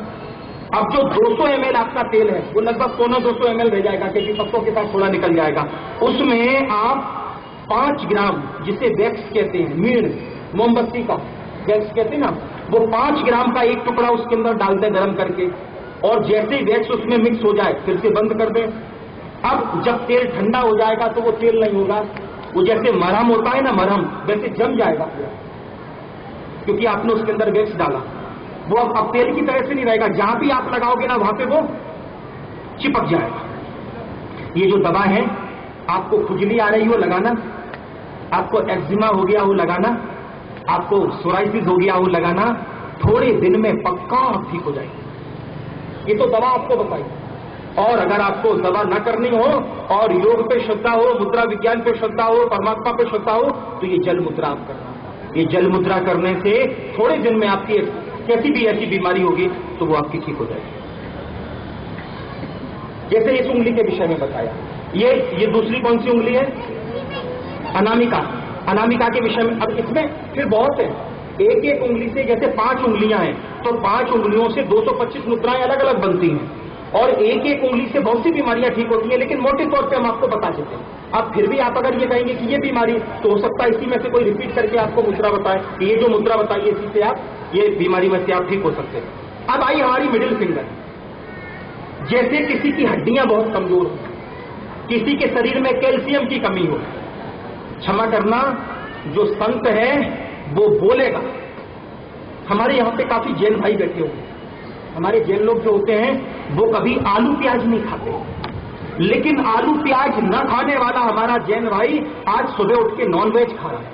नॉनवेज का मतलब समझे, अगर आप कैल्शियम की गोली लेते हैं तो वो कैल्शियम की गोली नॉनवेज है, क्योंकि वो हड्डियों के पाउडर से बनाई जाए। अब आप आलू नहीं खाएंगे, प्याज नहीं खाएंगे, क्योंकि धर्म में मना किया है, तो क्या धर्म में हड्डियां खाना कहा है? क्योंकि हमें पता नहीं है और दूसरा कोई ऑप्शन नहीं है। आज हम आपको ऑप्शन दे रहे हैं। कैल्शियम शरीर में बढ़ाने के लिए आप केले खाइए, बहुत अच्छा स्रोत है। आप दूध पीजिए, दूध में मिलावट होगी तो केले में तो मिलावट नहीं है। और सबसे बेहतर उपाय 20-25 मिनट, आप जैसे आप गाड़ी में जा रहे हैं, ड्राइवर चला रहा है, आप पीछे बैठे हुए, आप मुद्रा कर सकते हैं। आप 2 नंबर में बैठिए, 2 नंबर में मेरी बात का बुरा नहीं मानना, समझना। आप 2 नंबर में बैठे हुए कुछ काम करते हैं, 2 नंबर में गांधी जी की तरह से लेटर तो नहीं लिखते आप। 2 नंबर में आराम, और 2 नंबर में तो आधा घंटे आपको आराम मिलता है, तो उस समय भी आप मुद्रा कर सकते हैं, नो प्रॉब्लम। आधे घंटे का टाइम तो सबके पास है कि नहीं? बहुत से ऐसे काम है। टीवी देखते हैं आप, टीवी के समय आप कुछ भी नहीं करते, क्योंकि लिखा पढ़ी करोगे तो टीवी नहीं देख पाओगे, तो टीवी के समय आप मुद्राएं कर सकते हैं। तो ये मिडिल फिंगर जिसे मध्यमा कहते हैं, उसके अग्रभाग को और बाकी की उंगलियों को मिला के अगर आप ऐसे मुद्रा में, कभी हाथ नीचे नहीं करना, आपने नीचे किया तो मुद्रा का असर नहीं होगा। हथेली आपकी आकाश की तरफ होनी चाहिए और आप बैठ जाइए। आधा घंटा, 10 मिनट, 5 मिनट, 1 घंटा, जितना आपको मौका मिले आप बैठिए। इससे कैल्शियम बढ़ेगा आपके शरीर में, दांत आपके मजबूत होंगे, हड्डियां आपकी मजबूत होंगी। अब सुनो, किसी आदमी को कम सुनाई देता हो, बहरापन, मशीन लगाई तब सुनाई देता, बिना मशीन के सुनाई नहीं देता। हम अभी समय में तो नहीं बांधना चाहते आपको कि 1 महीने करेगा तो ये हो जाएगा। अभी 1 महीने की बात करते, वो आज करेगा और 30वें दिन करेगा, कहेगा 1 महीने किया, बीच के 28 दिन तो करेगा नहीं। लेकिन कैसा भी उसे सुनाई ना देता हो, कान से कम सुनाई देता हो या बिल्कुल ना सुनाई देता हो, लेकिन ऑपरेशन ना हुआ हो, क्योंकि ऑपरेशन में अगर उसकी नस काट दी तो मुद्रा बेचारी क्या करे। हम मरे हुए आदमी को जिंदा मुद्रा नहीं कर सकते, लेकिन अगर किसी ने कान का ऑपरेशन नहीं कराया, मशीन लगाता है, तो लिसन, देखना, ये जो मिडिल फिंगर है इसको अंगूठे के नीचे लगाइए। आधा घंटा सुबह और आधा घंटा शाम को कीजिए। मेरे मित्रों, 10-10 दिन में न सुनने वाले लोग सुनते हुए हमने 10 दिन के अंदर, 1 सप्ताह के अंदर जो लोग सुन नहीं पाते वो लोग सुनने लगते हैं। इसे कहते हैं शून्य मुद्रा। शून्य, 0 पोज नाम जो वैदिक में, वेदों में दिए हुए हैं, जो शास्त्रों में, वही हमारे नाम है, हमने कोई अपनी तरफ से नाम नहीं लिखा। अगर आप मध्यमा को अग्रभाग से लगा के आधा घंटा रखते हैं तो आपके शरीर में कैल्शियम, आपकी हड्डी नहीं जुड़ रही हो। डॉक्टर ने ये कहा कि 1 महीने आप बेड पे रहिए और दोबारा आप फिर से प्लास्टर लेके जाते हैं तो वो कहता है हड्डी अभी नहीं जुड़ी, 15 दिन का और चढ़ाते। ऐसी हालत में आप लेटे लेटे ये मुद्रा करना। मुद्रा कभी लेट के नहीं करनी, लेकिन आप बीमार हैं तो लेटे लेटे कर सकते हैं। आप ये मुद्रा करते रहोगे, आपकी हड्डियां बहुत जल्दी जुड़ जाएंगी। और इसी उंगली को अगर आप अंगूठे के नीचे लगाते हैं तो विश्वास रखिए, कोई दुनिया की मशीन इतना बेहतर आपको नहीं सुना। दुनिया की मशीन तो आपको बाहर का सुनाएगी, लेकिन ये मुद्राएं तो आपको अंतर की आवाज सुनाएगी, ब्रह्मनाद सुनाएगी। ये मुद्रा आप करेंगे तो आप अंदर की भाषा भी सुन सकते। शून्य मुद्रा आप रोज करेंगे तो आपके कान कभी खराब नहीं होंगे। और केवल सुनने के लिए नहीं, आपके कान का पर्दे में छेद हो गया हो, डॉक्टर ये कहेगा कान में पर्दे में छेद है तो कुछ नहीं हो सकता। आपको कम सुनाई देता हो, पर्दे में छेद है, कान की कैसी भी बीमारी, कान में से पस निकलता हो, कान की किसी भी बीमारी में अगर आप ये शून्य मुद्रा करेंगे तो शून्य मुद्रा करने से कान की सारी बीमारियां ठीक हो जाती, समझे? अब ये उंगली आई आगे की, ये बहुत महत्वपूर्ण है। क्यों महत्वपूर्ण है? देखो मेरे मित्रों, प्लीज अटेंशन। ये उंगली क्या करती है? सबके दोस्त देखती है। ये आदमी बहुत खराब है। अब उस आदमी ने सोचा ये योगीराज बेचारा मेरी तरफ क्यों इशारा करता, बोले ये आदमी बहुत खराब है, लेकिन उसने सुन ली मेरी बात। वो सोच रहा है हो सकता कोई संत की नजर में हमारे अंदर खराबी हो। किसी की बात को कभी नकार नहीं देना। हमारी दृष्टि अलग है, तुम्हारी दृष्टि अलग है। हमने कहा ये व्यक्ति बहुत खराब है, लेकिन तब हम ये भूल जाते हैं कि एक उंगली ये कहती है कि ये बहुत खराब है, लेकिन तुम्हारी 3 उंगलियां ये कहती हैं कि उससे 3 गुने ज्यादा तुम खराब हो। सुने मेरी बात? एक उंगली करो तो मेरी तरफ तरफ है, 3 उंगलियां क्या कहती हैं कि उस व्यक्ति से 3 गुने ज्यादा तुम खराब हो। मेरे मित्रों, ये एक उंगली मत देखो, ये देखो, ये 3 उंगलियां देखो। तो ये उंगली जो ऐसे करती है, देख लेंगे, बोले देख लेंगे, क्या देख लोगे? तो अपने आप को देखो। ये उंगली जो इशारा करती है बाहर की तरफ, इसे अंदर की तरफ ले जाओ। मेरी बात सुन रहे हो? ये उंगली, ये सबसे महत्वपूर्ण उंगली है। अभी जब आपको इसकी विशेषता बताएंगे ना तो आप दंग रह जाओगे। ये जो इंडेक्स फिंगर है, जो तर्जनी उंगली है, तर्जनी क्यों कहते? पूजा पाठ में इसका प्रयोग नहीं करते क्योंकि ये सबसे ज्यादा दोष देखती है, इसलिए कभी पूजा में कहते ना, माला करते ना, माला करते जैसे, तो बोले इसका स्पर्श नहीं करते। आप कभी